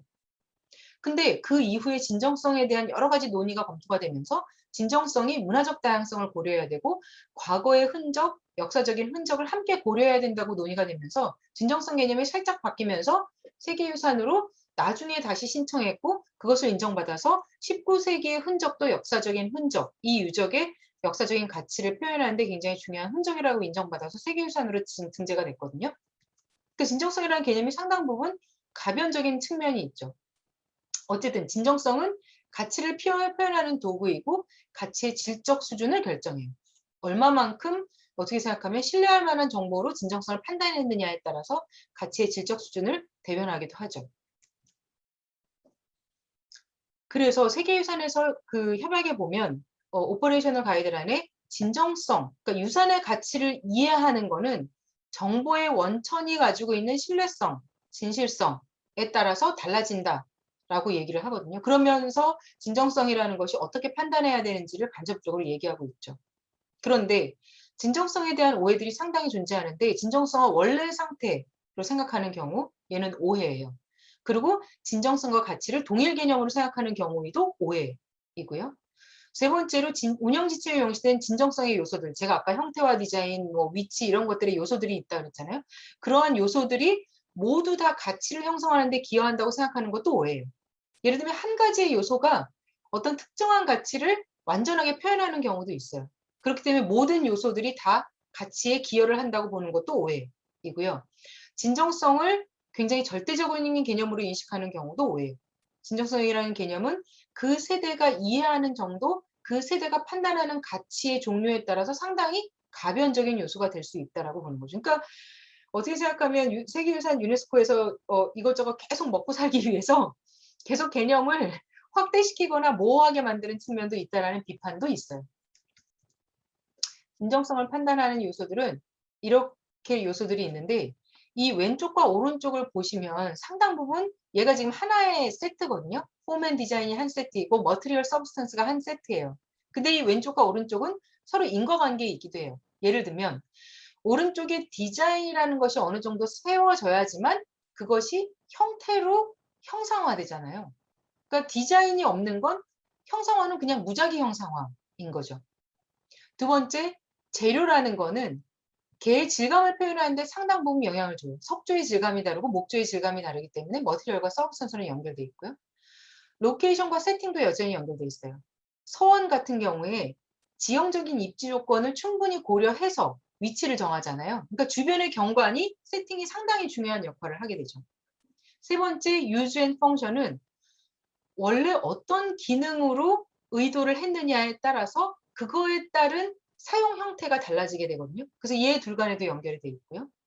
트래디션과 테크닉은 어떻게 연결되냐면 전통 기술은 말 그대로 그 기술이 전통적으로 세대 간에 전승되어 온 것들이거든요. 그렇기 때문에 트래디션과 테크닉이 연결돼 있고 스피릿과 필링은 거기에 어떤 정신을 담았느냐에 따라서 거기에 가는 사람이 느끼는 느낌이 달라지는 것을 의미해요. 그래서 이 둘 간에도 서로 연결이 돼 있어요. 그래서 이 폼 앤 디자인이나 뭐 로케이션이나 세팅이나 이런 것들에 대한 예시는 굉장히 많은 부분에 나타나 있죠. 그 반대의 예시도 분명히 맞아요. 왼쪽의 사진 말고 왼쪽은 영국이고요. 오른쪽은 한국이에요. 제가 이 오른쪽 사진을 보여드렸던가요? 예전에? 지난달에? 오른쪽이 어디냐면 구대법원 건물이에요. 정동에 있는. 근데 이 앞부분은 노란 벽돌 있는 부분은 대법원 그 건물 정면을 그대로 남겼고요. 이 뒷부분은 다 털어버렸어요. 그러면 폼 앤 디자인을 봤을 때 얘의 형태는 과연 진정성을 얘기할 수 있을까요? 앞에서 보면 옛날 그 모습을 그대로인 것을 인지할 수 있지만 옆에서 보면 이 뒤에는 다 털려 있어서 말 그대로 표면만 남은 거거든요. 얘는 어떻게 생각하면 진정성 없는 건물이에요. 왼쪽에 있는 이 건물도 마찬가지예요. 원래 이 뒤에 건물은 없었고 앞에 이 건물이 뒤에까지 쭉 펼쳐져 있던 건물이었는데 이 뒷 건물을 짓기 위해서 앞에 일종의 포만 살짝 뜨고 뒷부분은 다 날려버린 다음에 건물을 지었죠. 얘는 폼 앤 디자인이 어떻게 생각하면 진정성이 있다라고 얘기하기 상당히 어려워요. 머티리얼 서브스턴스를 볼게요. 저희 목조 건축에서는 나무가 대표적인 케이스이죠. 근데 그 부재를 교체하면 어떻게 될까요? 이 지금 보림사에 있는 이 일주문 같은 경우에는 보수공사를 한 번 하면서 옛날 부재를 그대로 쓰기도 했지만 신부재로 교체한 부분도 있어요. 그러면 이 지금 재료는 원재료에서 바뀐 거잖아요. 상당 부분 느낌이 달라지죠. 질감이 달라지잖아요. 그러면 얘는 진정성이 있다고 볼 수 있을까? 글쎄요, 잘 모르겠어요. 불국사 같은 경우에는 상당 부분 부재를 많이 교체했음에도 불구하고 인정은 받았죠. 트래디션 앤 테크닉, 미륵사지 석탑. 원래의 재료와 원래의 기법으로 원래는 탑을 조성했는데 일제강점기에 보강을 하기 위해서 시멘트를 갖다 붙였고 그것을 최근 들어서 거의 10년에 걸쳐서 얘를 다 제거한 다음에 원래의 기법이라고 하는 석조 기술을 석장을 불러들여서 다시 보수를 했죠. 그런 경우에 얘가 진정한 미륵사지 석탑이라고 볼 수 있을까? 좀 의문이죠. 유즈 앤 펑션, 기능에 대한 부분인데 이 사진은 아마 제가 지난번에 보여드렸을 거예요. 봉정사의 그 극락전 건물인데 이 왼쪽 위에 있는 사진과 오른쪽 아래에 있는 사진은 같은 건물이에요. 왼쪽 위에 있는 사진은 조선시대 때의 변형된 모습이고요. 오른쪽 아래에 있는 사진은 조선시대 때 변형된 모습이 원형이 아니기 때문에 이 건물은 원래 출발은 고려 시기이므로 고려 시기점으로 되돌린 건물이에요. 그런데 문제는 지금의 불교는 조선시대로부터 이어져 온 소위 말해서 법당 안에 들어가서 앉아서 불공을 드리는 기능을 하거든요. 그런데 지금의 사용 방식은 앉아서 예불을 드리는 방식이었는데 이 고려시대 때의 방식으로 바꾸면서 고려시대 때는 안에서 앉아서 예불을 드리지 않았어요. 들어가서 신발을 신고 들어가서 불상이 있으면 거기에 참배를 하고 나오는 방식으로 예불을 드렸기 때문에 밑에 전도를 깔았는데 고려시대 때로 복원을 하면서 조선시대 때 아니면 현재의 기능대로 사용할 수 없는 형태로 바뀌게 된 거예요. 그러면서 이게 그 기능을 제대로 법당으로서의 기능을 하지 못하니까 후대에 보수하고 난 다음에 바닥을 새로 깔았어요. 마루를. 그리고 나서 원래의 모습을 볼 수 있게 밑에 전돌이 있는 부분을 조금 노출을 시킨 형태로 나중에 바꿨죠. 그러니까 기능이 물론 바뀐 건 아니지만 법당으로서의 기능은 살아있지만 그것을 사용하는 방식에 있어서 예불을 드리는 방식이 바뀌었다면 그거 역시도 여전히 진정성 있는 방식으로 하나의 역사적인 변화를 범주에 들어가주게 해야 되는 거고요. 로케이션 세팅, 지광국사 현묘탑, 아니면 원각수사 팔각국중서탑, 얘는 지금 원각사 터에 있을 때의 모습이고 국립중앙박물관으로 옮겼을 때의 모습인 거죠. 거기서의 원 위치가 변경됨으로 인해서 기능도 바뀌었고 그 주변 공간에 대한 여러 가지 세팅도 바뀌게 된 거잖아요. 이런 경우에는 위치가 옮겨짐으로 인해서 진정성을 그대로 유지했다라고 보기가 굉장히 어렵죠. 해인사 팔망대장경, 대장경판을 딴 데로 만약 옮긴다면 그거 역시도 세팅에 상당 부분 어긋나는 거죠. 왜? 법보사찰로서 얘는 부처님 머리 꼭대기 위에 팔만대장 경판이 있어야 되는데 딴 장소로 옮기면 부처님 머리 꼭대기에 있을 수가 없잖아요. 자, 이제 완전성 부분을 볼게요. 제가 세계유산의 탁월한 보편적 가치를 표현하기 위해서는 진정성이 필요하고 그 탁월한 보편적 가치를 그대로 유지시켜 주려면 하나의 어떤 완전한 요소들을 그대로 갖추고 있어야지만 된다고 했잖아요. 완전성에 대한 정의는 이것이 탁월한 보편적 가치를 표현하는 데 있어서 필요한 모든 요소들을 이 유산이 가지고 있느냐 하는 부분이 완전성이에요. 그러니까 모든 요건으로 소위 말해서 저 사람 됐어 라고 얘기할 때 사람 됨됨이라고 이야기할 수 있는 요건들을 다 갖추고 있느냐를 보통 판단하듯이 얘도 마찬가지로 탁월한 보편적 가치가 있어 이 유산이 라고 얘기하려면 거기에 필요한 요소들을 제대로 갖추고 있느냐 하는 게 완전성의 문제예요. 그런데 군함도를 한번 볼게요. 군함도가 탁월한 보편적 가치를 인정받았고 그 탁월한 보편적 가치를 인정받기 위해서 진정성과 완전성 요건을 갖췄다라고 판단을 했어요. 세계유산위원회에서. 제가 보기에는 이 군함도가 강제징용 시설이었느냐 아니었느냐 그거는 솔직히 유네스코 입장에서는 중요하지 않아요. 왜냐하면 그건 과거의 역사적인 사실이었기 때문에 그냥 그거대로 인정해버리면 끝나는 문제예요. 그런데 그것을 세계유산 지정 신청서에 넣었느냐 안 넣었느냐 그 문제는 유네스코 세계유산위원회에서는 그렇게까지 중요한 문제가 아닌데 우리한테는 정서적으로 봤을 때 굉장히 중요한 것이죠. 그런데 아주 냉정하게 객관적으로 보자면 유네스코는 탁월한 보편적 가치를 인정하면 그걸로 끝나요. 한 민족의 정서적인 감정의 문제는 세계유산의 탁월한 보편적 가치와는 별개의 문제예요. 그렇기 때문에 군함도가 세계유산에 등재되어서는 안 된다라고 얘기하는 얘기를 할 때 이게 강제징용 시설이기 때문에 아니면 그것을 명시하지 않았기 때문에 그것이 탁월한 보편적 가치를 인정하지 않는다라고 얘기하기는 상당히 어려워요. 그런데 우리는 계속 그 방식으로 항변을 하려고 했던 거죠. 2015년도에 메이지 산업유산의 등재 신청서를 보면 거기에 상당한 결격 사유가 있어요. 특히 완전성의 측면에서 결격 사유가 있어요. 이 문제는 어느 누구도 얘기하지 않았어요. 왜 얘기하지 않는지는 저도 잘 모르겠어요. 그런데 세계유산 등재 신청서를 일본 정부가 제출을 할 때 거기에 뭐라고 되어 있냐면 일본 메이지 산업유산은 등재 신청을 하는 특정 연대를 잘라냈어요. 이 메이지 산업유산이 지금 현재 사용하고 있는 시설임에도 불구하고 그 시설의 흔적 중에서 현재의 흔적은 다 뺐고요.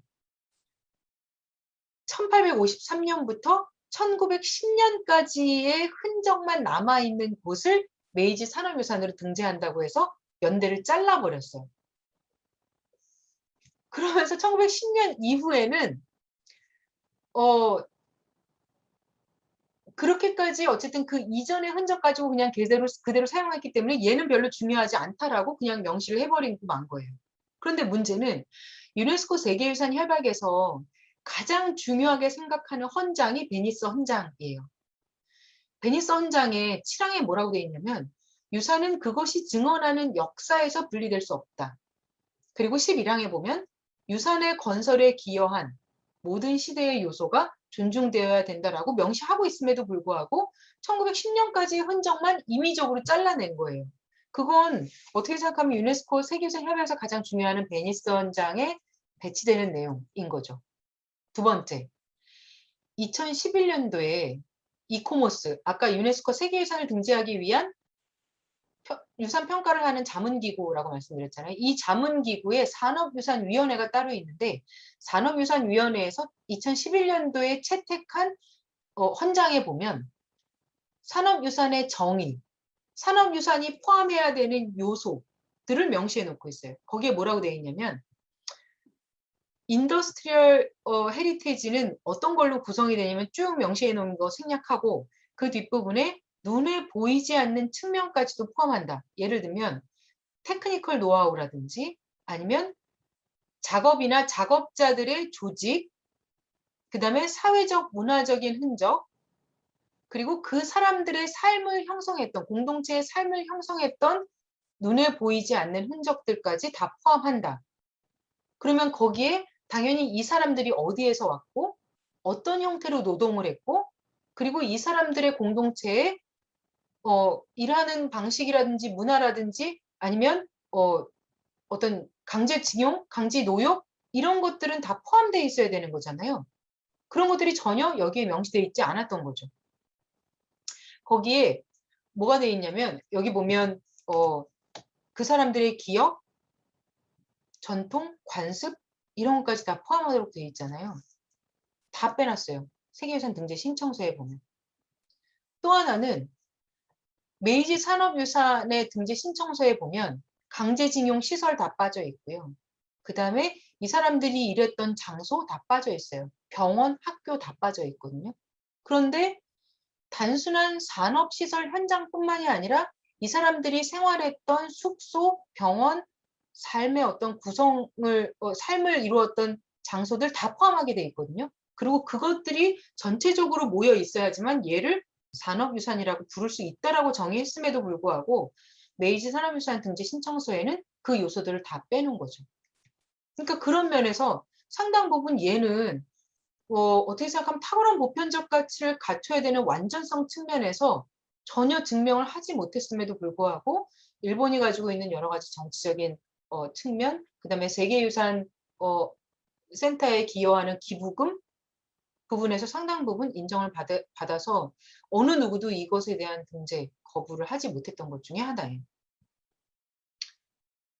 세계유산 목록에 일단 등재되고 난 다음에 보존관리를 제대로 하지 못하면 삭제되는 경우도 있어요. 김포 장릉이 벌써 그런 얘기들이 차츰 나오기 시작하는 것 중에 하나도 그런 이유예요. 그러니까 탁월한 보편적 가치를 인정해서 등재를 시켰는데 그것을 보존관리하는 과정에서 탁월한 보편적 가치가 위협을 받았다고 생각하면 위험에 처한 세계유산 목록에 먼저 올리고요. 위험에 처한 세계유산 목록에 올라간 것 중에 그 이후에도 전혀 개선이 되지 않으면 어느 시점에선가 세계유산 목록에서 삭제하는 의사결정을 하게 돼요. 지금까지 제가 알기로는 세계유산 목록에서 삭제된 게 크게 3건이 있었는데 그 중에 하나는 독일의 드레스덴 역사유적 지구이고요. 두 번째는 올해 세계유산 목록에서 삭제된 리버풀이에요. 나머지 하나는 자연유산일 거예요. 아마 해저터널을 뚫었나 아마 생태계가 위협을 받았나 해서 세계유산 목록에서 삭제된 자연유산 1건, 그 다음에 문화유산 2건이 있어요. 그 중에 드레스덴 케이스를 보면 이게 드레스덴의 옛날 모습이에요. 독일의 드레스덴. 이것도 역시 옛날 모습이고요. 이 안쪽 지역이 드레스덴의 옛 구도심 지역인 거죠. 그리고 드레스덴 주변에 엘베 강이라는 강이 있어서 자연적으로 해자 역할을 하는 백제 역사적 지구처럼 해자 역할을 했던 엘베 강이 흘러요. 그런데 2차 세계대전 중에 완전히 도시 전체가 폭격을 맞으면서 이런 형태로 폐허가 돼요.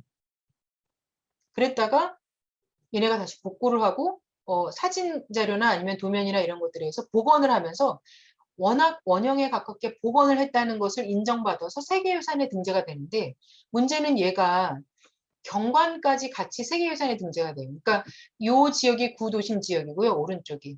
엘베강이 쭉 구도심 지역을 둘러싸고 있는데 독일 같은 경우에는 세계유산 등재가 되고 난 다음에 이 신도심 지역과 구도심 지역을 연결하는 다리가 필요하다고 해서 이 다리 건설을 하거든요.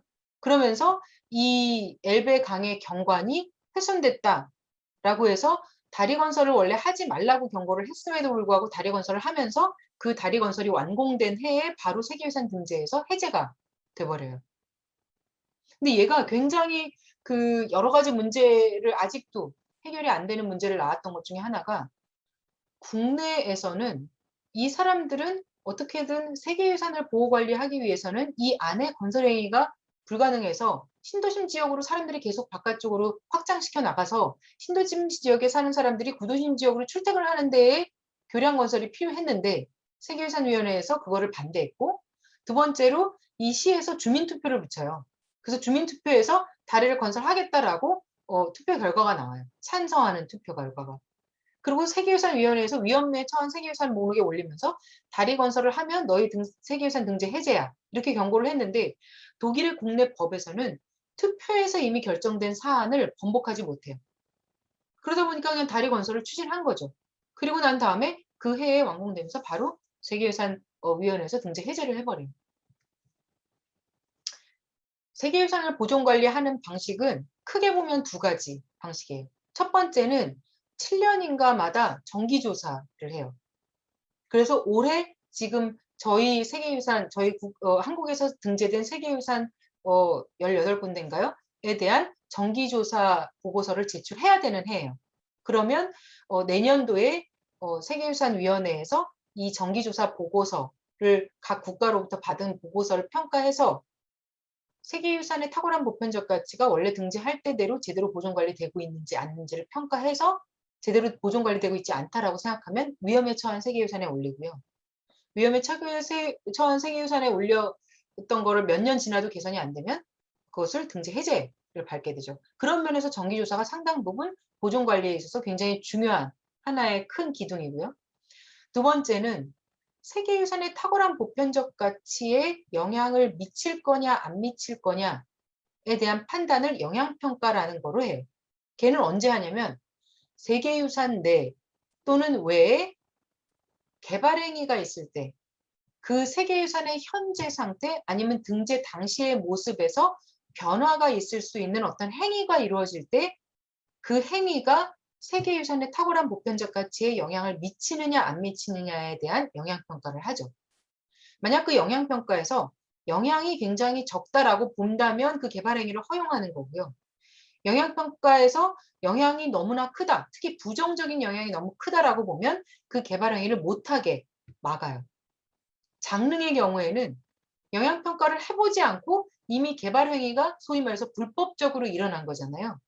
그렇기 때문에 얘는 영향평가도 한번 해보지도 못하고 불법행위가 일어나면서 이미 세계유산에 영향을 미쳐버린 거죠. 그래서 어떻게 생각하면 굉장히 심각한 문제이기도 할 거예요. 정기조사는 어디에 근거를 하냐면 가치 중심의 보존 관리를 하겠다는 전 세계적인 대원칙에 근거를 해요. 첫 번째 가치를 규명하는 단계는 세계유산을 등재하는 단계, 아니면 저희 문화재보호법에 따르면 문화재를 지정하는 단계에 들어가요. 그럼 이제 이 단계에서는 가치를 인정한 거죠. 그리고 어떠한 가치들이 있다라고 규명을 하는 단계이고요. 두 번째, 정기조사를 하거나 영향평가를 하는 단계는 가치를 유지하기 위해서 어떤 형태든 그 영향을 보는 단계이고요. 세 번째는 활용, 공개 전시, 세계유산 축전 이런 것들은 같이 확산하는 단계예요. 그 중에서 보존 관리는 이 두 번째 단계에 들어가는 거죠. 영향평가는 기본적인 구조 자체가 대상의 가치를 손상시킬 여지가 있는 행위에 대해서 보통 영향평가를 실시해요. 그리고 그 행위가 대상이 가지고 있는 가치에 어떠한 만큼의 영향을 미치느냐를 판단을 하죠. 제가 아까 말씀드린 대로 가치에 미치는 영향이 아주 미비한 경우가 있을 수도 있고요. 가치에 미치는 영향보다 어떤 개발 행위로 인한 이익이 훨씬 큰 경우, 그런 경우에는 가치에 대한 영향이 조금 부정적으로 나와도 그냥 인정하는 경우도 있어요. 그렇지만 그 행위로 인해서 유산에 부정적인 영향이 미치는데 그 미치는 영향을 조금 더 완화시키는 방안을 제시하기도 해요. 영향평가 과정에서. 주로 평가는 어떻게 하냐면 시각적으로 미치는 영향평가를 제일 우선적으로 하고요. 두 번째로는 환경적으로 어떠한 영향을 미치는지 평가를 하고 그 외에 사회적인 영향이 어떤 것들이 있는지 경제적인 영향이 어떤 것들이 있는지를 함께 평가를 하죠. 그러면서 세계유산 영향평가에 있어서 지침이 2011년도에 나온 게 있고요. 이게 지금 개정 중에 있어요. 그래서 그 지침에 따라서 세계유산 영향을 평가를 하죠. 그리고 이거를 일정한 스케일을 내는데 영향 정도를 변화 없음, 무시할 만한 변화, 작은 변화, 중간 변화, 큰 변화. 그거에 반해서 이 개발 행위가 어느 정도의 혜택을 가지느냐, 큰 혜택을 가지느냐, 아니면 아주 큰 피해를 가지느냐, 얘를 딱 스케일을 두고 평가를 해요. 그래서 영향평가 보고서를 보면 영향 정도는 이 5가지 중에 어디에 들어가느냐, 혜택 정도는 이 8가지 중에 어디에 들어가느냐를 놓고 판단을 해요. 저희도 영향평가를 최초로 했고 지금 한 3, 4건 정도가 이미 진행이 된 적이 있어요. 그 중에 하나가 공주 공산성에서 이루어졌어요. 공주 공산성이 세계유산이잖아요. 공주 공산성이 영향평가를 했는데 그 당시에 개발 행위는 어떤 거였냐면 여기 지금 위쪽에 보이는 금강 바로 앞쪽에 교량을 새로 놓는 거를 가지고 영향평가를 했어요.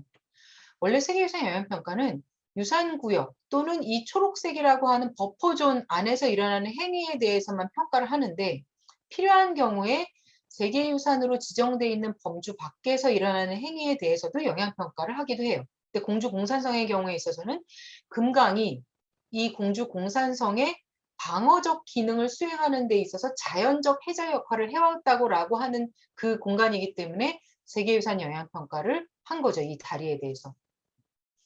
여기 보시면 이 뒤쪽으로 구도심 지역이 있고요. 이 앞쪽으로 금강이 있고 금강 바로 앞쪽에 방어적 기능을 했었던 공산성이 위치해 있어요.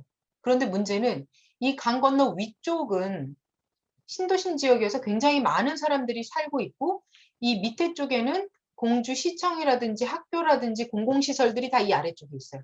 그리고 관광시설들이 다 아래쪽에 있죠. 그러다 보니까 이 남북을 잇는 교량이 상당 부분 중요한 역할을 해요. 아까 드레스덴처럼. 그래서 이 사람들 입장에서는 공주 공산성이 바로 앞쪽에 다리가 하나 있긴 한데 그 다리가 이 신도심 지역에서 구도심 지역으로 진출하는 원웨이 일방통행 도로예요. 그러니까 구도심 지역에서 신도심 지역으로 갈 때는 다른 교량을 이용해야 돼요. 그러다 보니까 이 교량이 노후됐으니 이 교량 옆에 세 다리, 그러니까 양방향이 가능한 교량을 건설하는 게 공주시 입장에서는 굉장히 오래된 수건 사업 같았어요. 근데 공주시 출신 국회의원이 예산을 500억을 갑자기 내려주면서 이 교량에 대한 사업 계획이 가시화되기 시작했고 그 가시화하려다 보니까 사업 계획을 수립하다 보니까 세계유산 바로 앞에 어떤 교량회의가 대규모 건설행위가 이루어지니까 문화재청에서는 영향평가를 실시하라고 한 거죠. 그 영향평가 결과 이게 지금 요 다리 옆에다 새로 교량을 건설하겠다고 하는 건데 이쪽이 지금 이 아래쪽에 공산성에서 본 모습이거든요.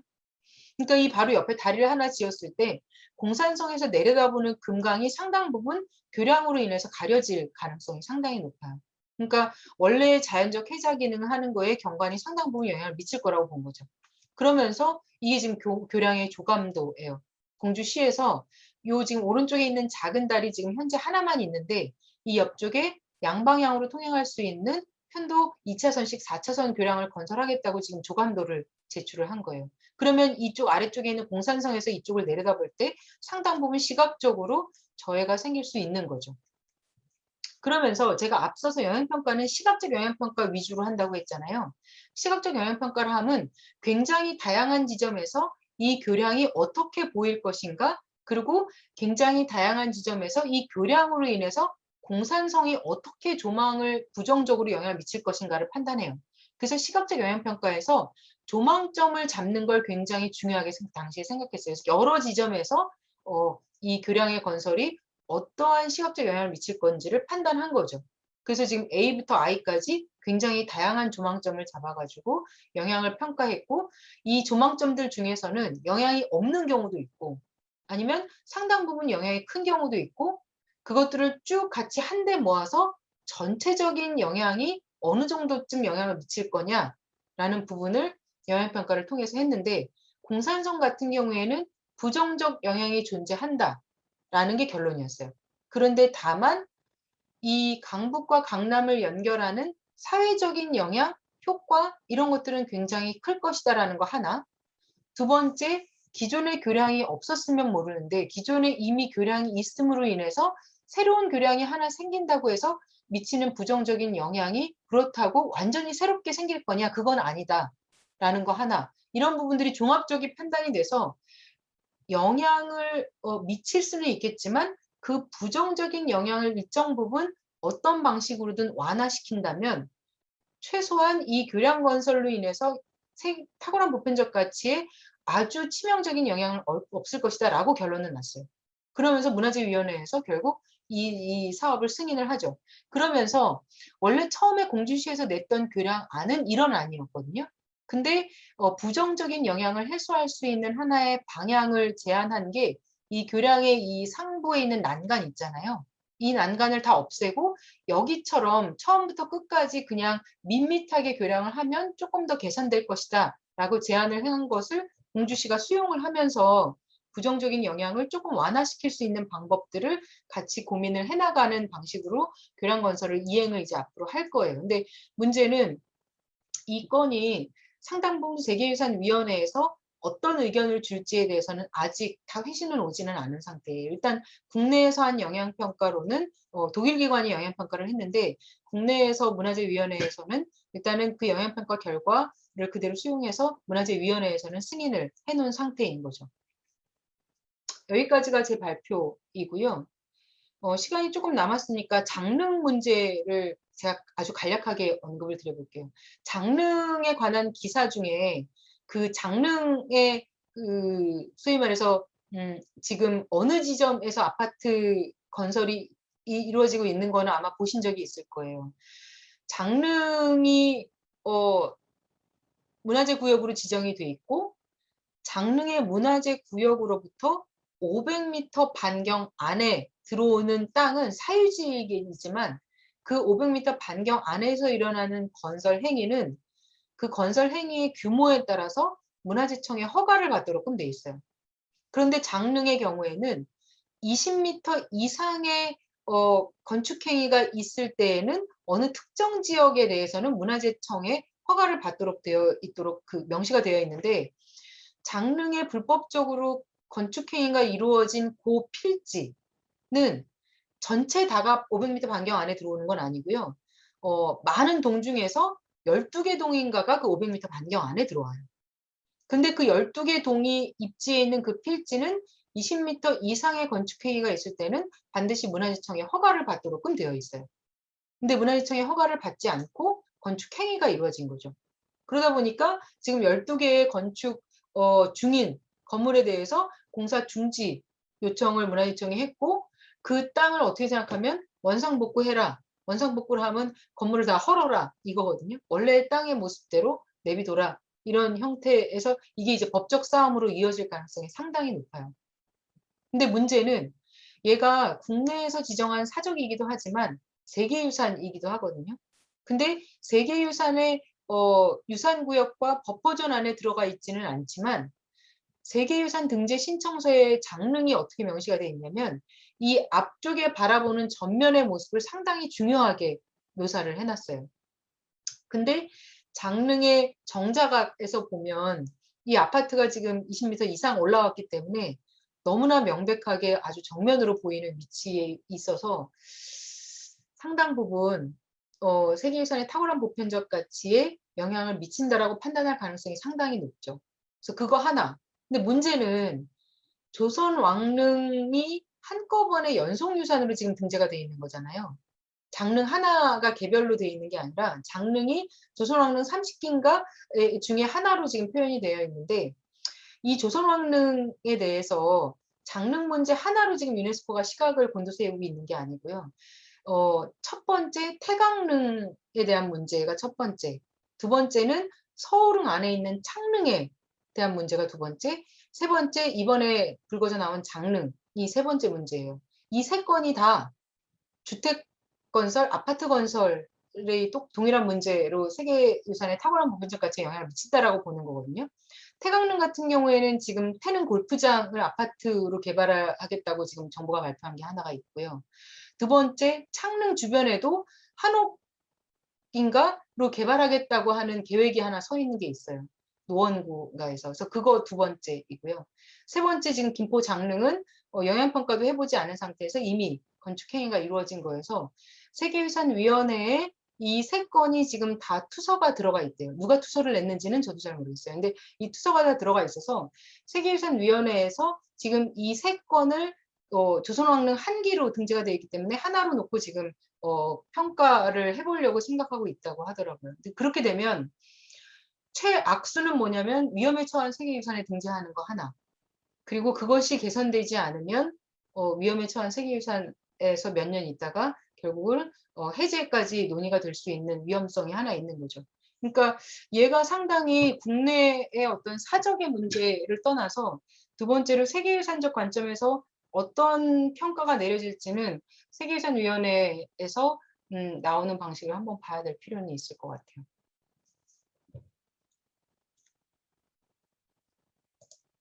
질문 혹시 있으세요? 네, 저 마이크 켜주시고 비디오도 켜주시고 얼굴 좀 보여주세요. 자, 그 저 질문이 있는데요, 박사님. 보통 영향평가 같은 경우는 그게 그 평가를 통과해야 건설을 할 수 있는 허가가 나오는 거 아닐까요? 그렇죠. 예. 그런데 그 건설 효과가 어떻게 나왔는지 좀 이해가 안 되네요. 보통 건설을 하기 전에 영향평가가 문화재청 영향평가가 다 끝나고 오케이가 되어야 이제 공사를 하는 걸로 알고 있는데 그렇죠. 보통은 아파트 건설을 할 때 이게 문화재 영향 검토를 거쳐야 되는 필지의 그런 건설 행위를 하는 거는 법적으로 어떻게 되어 있냐면 국토개발에 관한 법률로 최종 승인은 건축허가는 해요. 그런데 그 이전에 문화재청에서 관할하고 있는 문화재보호법에 의해서 영향평가를 하는 거를 먼저 한 다음에 국토에 관한 법률에 의해서 건축허가를 내리거든요, 절차가. 그런데 얘는 문화재청의 소위 말해서 영향평가 과정을 거치지 않고 국토법에 의한 그 법에 근거해서 인천시가 건축허가를 해버린 거예요. 근데 인천시는 지금 뭐라고 하냐면 2017년도에 이 지금 건설 행위가 이루어진 필지에 대한 기준을, 그러니까 문화재청의 기준을 변경했다는 거예요. 그런데 그 변경한 거에 대한 통보를 인천시에다도 해야 되는데 인천시에다는 통보하지 않았다는 거예요. 그러니까 그 얘기는 뭐냐면 2017년도 이전에는 요 지금 아파트가 불법적으로 이루어진 이 필지에 인천시 조례에 의해서 그냥 건축 행위를 허가해 주도록끔 풀려 있었어요. 문화재청의 검토사항을 받아야 되는 지역이 아닌 걸로 되어 있었어요. 그런데 2017년도에 문화재청이 여기가 아파트 건설 행위가 있을 거라고 인지가 되니까 여기를 묶어버린 거예요. 묶어버리면서 요 필지에 대해서는 2017년도에 개정된 거에 보면 요 필지에 대해서는 앞으로 20m 이상의 어떤 건축행위가 있으면 문화재청의 허가를 먼저 받고 건축 허가를 해줘야 된다라는 규정을 새로 만들어요. 근데 문제는 문화재청의 잘못은 뭐냐면 이 바꾼 거에 대한 통보를 지자체에다 해줘야 돼요. 법적으로. 근데 김포시에는 통보를 했는데 인천시에는 통보를 안 한 거예요. 문화재청이. 그러다 보니까 인천시에서는 우리는 바뀐 거 몰랐어. 그렇기 때문에 그 바뀐 거 이전의 원래 법대로 우리 시에서 그냥 알아서 검토하고 건축 허가해줬어. 이렇게 얘기를 한 거거든요. 그러니까 거기에는 분명히 그것을 인지하지 못한 인천시의 잘못도 있고 변경을 통보하지 않은 문화재청의 잘못도 있어요. 제가 보기엔 안타깝지만 그것을 통보하지 않은 문화재청의 담당자는 감사에서 경고를 받을 가능성이 상당히 높아요. 그래서 네. 근데 문제는 지금 경고의 문제가 아닌 것 같고요. 그렇죠. 걔는 제가 법적인 절차에 한해서는 네, 그렇다는 거예요. 지금 보면은 건설업자들은 어떤 방법을 동원하든 배째라예요. 일단 해놓고 나면은 어떻게 해서든지 밀고 나가자는 것이 소위 말하는 노가다들의 그 기본 마인드입니다. 그래서 보면은 그 아주 오래전 얘기지만은 이거하고 상관없지만 시청 앞에 플라자 호텔의 그 2층, 3층에 그 발코니인가 베란다가 밖으로 튀어나온 적이 있었어요. 그게 원래 법적으로 걸려요. 네, 맞아요. 근데 지어놓고서 일단 지어놓고 십수년간의 재판을 통해서 그게 도로 살아났어요. 그 과정은 제가 잘 모르겠지만 그렇듯이 이것도 그 업자도 이게 능합해 있으면 문제가 될 수 있다는 건 내부적으로 인지했을 수도 있어요. 그런데 그건 이제 이제 뭐 우리끼리 정확히는 하는 모르겠지만 얘기인 거죠.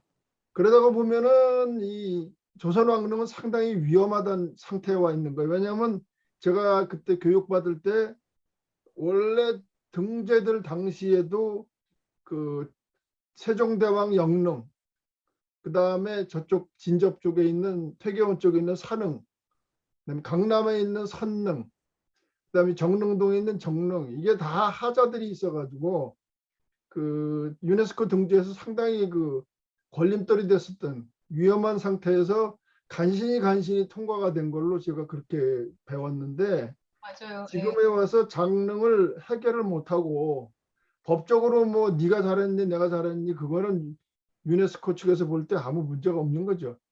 그 다음에 태강릉이나 창릉 문제가 이게 막아지지 못한다면은 40기 전체가 다 취소될 가능성은 충분히 있다고 보죠. 왜냐하면 이게 이런 식으로는 상당히 우리나라 능이 이게 40기가 그 도시하고 가까이 있는 것들도 많거든요. 물론 멀리 떨어져 있는 뭐 외곽에 있는 거는 그럴 일이 없겠지만은 이렇게 그 도시하고 가깝게 있는 것들이 많기 때문에 이거를 40기나 되는 것이 산계돼 있잖아요. 이거를 굉장히 문화재청에서 잘 관리하지 못하면 이런 위험성에 있어서 그러지 않아도 선정할 때부터 간신히 통과했다고 들었는데 이제 와서 이런 일이 터진다 그러면 그 한 개의 능으로 인해서 하찮은 일로 인해서 이건 전부 취소될 수 있는 확률도 상당히 있다고 보는 거죠. 위험성이 있는 걸로. 네. 또 하나는 그 아까 지금 방금 최성원 선생님도 말씀하셨지만 세계유산뿐만이 아니라 지금 문화재청이 문화재 구역으로부터 반경 500m 안에 관리를 하고 있는 거가 어떻게 생각하면 굉장히 획기적인 방식이거든요. 굉장히 적극적인 형태의 개발 행위를 막는 행위여서 다른 어떤 나라에서도 지금 하고 있지 않은 방식으로 사유재산권을 제한하면서까지 문화재의 경관을 보호하고 있는 제도예요. 근데 이게 이렇게 돼버리면 얘가 무너질 수 있는 굉장히 큰 그 하나의 걸림돌이 될 수 있어요. 이렇게 되면 문화재청이 예전에는 문화재 구역에만 어떤 영향력을 행사하다가 그것을 좀 더 확장해서 500m 반경 안까지 지금 확장하는 범위를 넓혀왔는데 걔가 다시 문화재 구역 안으로 축소될 수 있는 가능성이 상당히 높죠. 또 하나는 정말 아이러니한 건 김포 장릉 주변에 크고 작은 개인주택들이 상당 부분 이 영향검토 과정에서 불허가 났었어요. 그런데 대규모 공사인 이 아파트 건설은 그냥 일단 지워버리고 말았잖아요. 그러니까 그 얘기죠. 네, 굉장히 아이러니한 거죠. 어떻게 생각하면 개인은 다 지금까지 말 그대로 손해를 보면서까지 자기 땅을 개발 못 해왔는데 건설회사가 물론 이제 거기에 입주하는 사람들도 하나의 어떤 그 소위 말해서 개인이긴 하지만 여러 가지 면에서 어떻게 생각하면 여러 가지 고민들을 한꺼번에 지금 해결해야 되는 그런 난제에 있을 거예요. 네. 아파트 업체들은 유네스코가 뭐든지 상관하지 않는 거예요. 왜냐하면 그 한 동 20동이든 몇 동이든 지면 돈이 수십억이 왔다 갔다 하거든요. 그런데다 또 그러니까 하나는 지금 현 정권, 제가 지금 현 정권을 비판하는 게 아니라 현 정권의 가장 골치 중에 하나는 부동산이잖아요.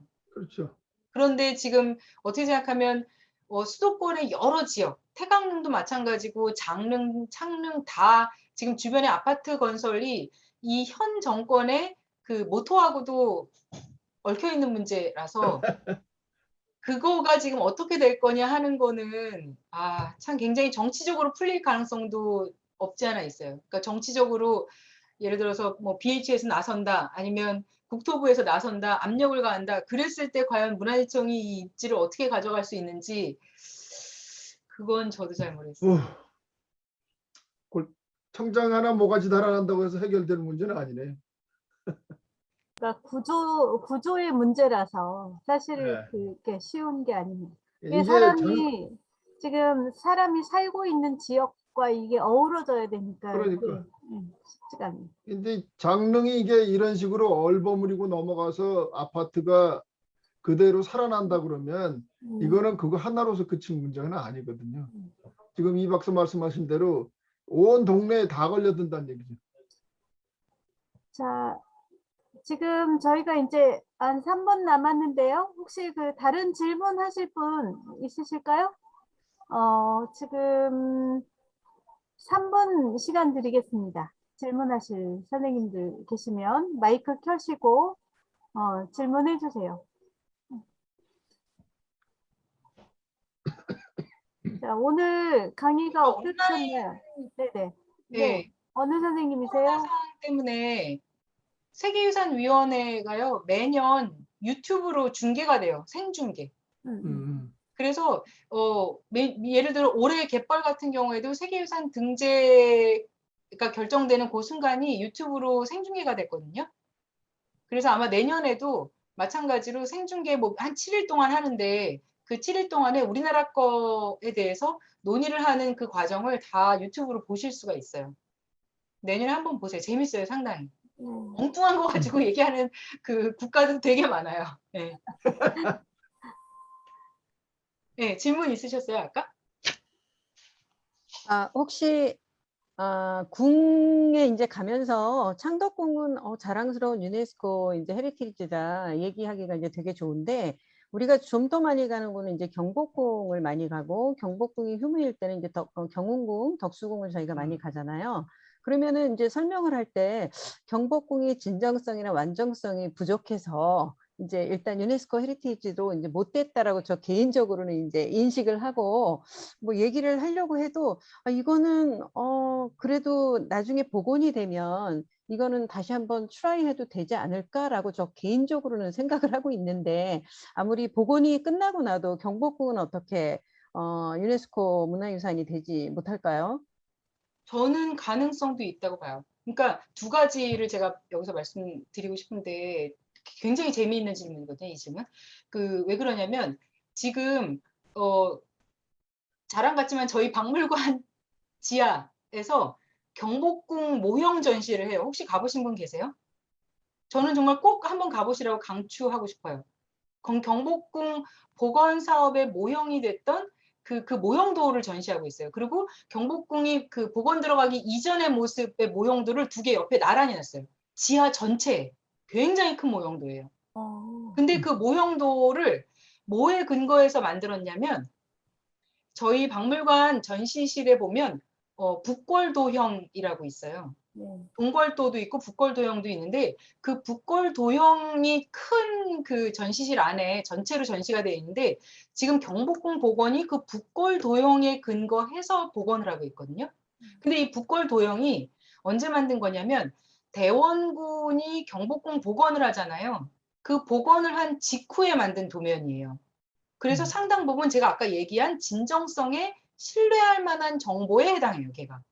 그리고 그거에 근거해서 옛날, 소위 말해서 우리는 지금 항변하기를 옛날 전통 기술, 전통 재료를 가지고 복원을 하고 있단 말이에요. 그렇기 때문에 경복궁은 나중에 등재 신청을 얼마든지 할 수 있는 요건을 갖출 수 있어요. 아직은 지금 몇 프로 복원이 안 돼 있기 때문에 그렇지만 나중엔 충분히 그럴 수 있는 거 하나 있고요. 두 번째는 뭐냐면, 세계유산 등재 신청을 할 때 만약 우리가 예전부터 산국의 산사, 한국의 서원처럼 연속유산으로 조금 더 총체적으로 고민했더라면, 서울의 조선시대의 궁궐 5대 궁을 한꺼번에 하나로 등재를 했었을 수도 있었을 거예요. 거기에 종묘와 사직단까지 포함해서. 왜? 뭐 저보다 훨씬 더 잘 아시지만 한양을 결국은 처음에 구성을 할 때, 그쵸? 태조가 처음에 설계를 할 때 5대 궁, 그다음에 종묘 사직을 배치한 그 배치가 명확하게 존재하잖아요. 그러면 얘는 7개가 한 세트예요, 어떻게 보면.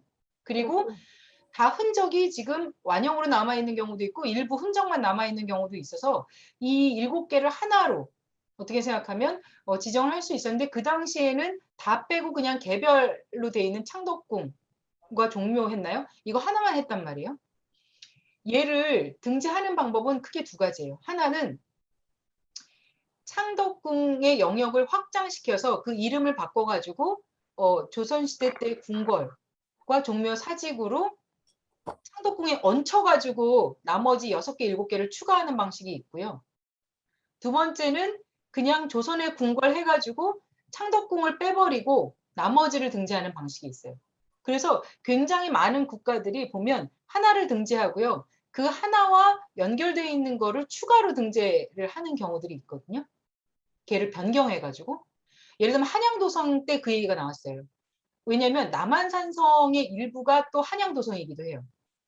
그래서 남한산성과 한양도성은 서로 연관성이 있기 때문에 남한산성을 아예 등재할 때 한양도성을 같이 한꺼번에 묶어서 등재했었어야지 된다는 얘기가 계속 나왔었어요. 한양도성 등재할 때. 결국 한양도성은 요건이 안 갖춰져가지고 등재 신청서를 철회했잖아요. 그러니까 모르겠어요. 나중에 뭐 경복궁복원에 몇십 년, 몇백 년이 걸린다고 하니까 그때까지 세계유산 제도가 있으면 경복궁을 등재 신청할 수도 있겠죠. 근데 저는 경복궁의 문제에 있어서는 뭐 여러 가지 논란의 여지가 있지만, 제가 방금 말씀드린 대로 경복궁의 북궐도형, 그다음에 모형도, 그다음에 발굴 조사에 따라서 그 초석이나 있던 자리를 정확하게 고증해서 지금 복원을 하고 있기 때문에 세계유산에서 얘기하는 탁월한 보편적 가치의 요건이 진정성을 얘기할 수 있는 그 요건은 충분히 된다고 봐요. 경복궁은. 덕수궁 잘 모르겠어요. 덕수궁은 너무 많이 바뀌어가지고 창경궁 마찬가지죠. 굉장히 많이 훼손됐잖아요. 그 다음에 그 경운궁도 마찬가지잖아요. 지금 경희궁 경희궁도 너무 많이 훼손이 돼서 거기는 어떨지 모르겠지만 경복궁은 저는 오히려 조금 다른 문제라고 생각해요. 그건 제 개인적인 생각이에요.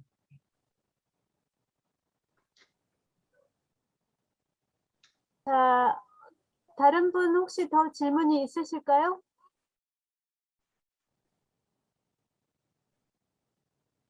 자, 오늘도 이렇게 그 시간 내주시고 아주 열정적으로 강의해주신 우리 이수정 박사님한테 큰 격려의 박수, 감사의 박수 부탁드립니다. 감사합니다. 감사합니다. 오세요. 네, 또 뵙겠습니다.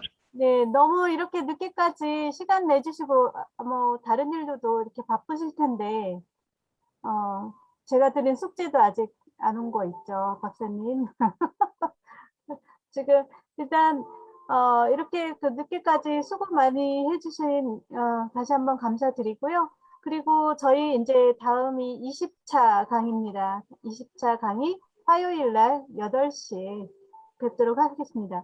다음 주 강의는 서프라이즈로 가겠습니다. 일단 주제는 정해져 있지만 어느 분을 모실지 어떻게 될지는 다음 주에 와보시면 알게 될 것 같습니다. 자, 그러면 오늘 밤 늦게까지 모두 수고 많으셨고요. 편안한 저녁 되시기 바랍니다. 그리고 오늘 제가 고생했습니다. 실수해서 너무 죄송합니다. 제가 잠을 못 고생했어요. 자고 정신이 하나도 없었네요. 네. 자, 그러면 편안한 밤 되세요. 바이바이. 네, 감사합니다.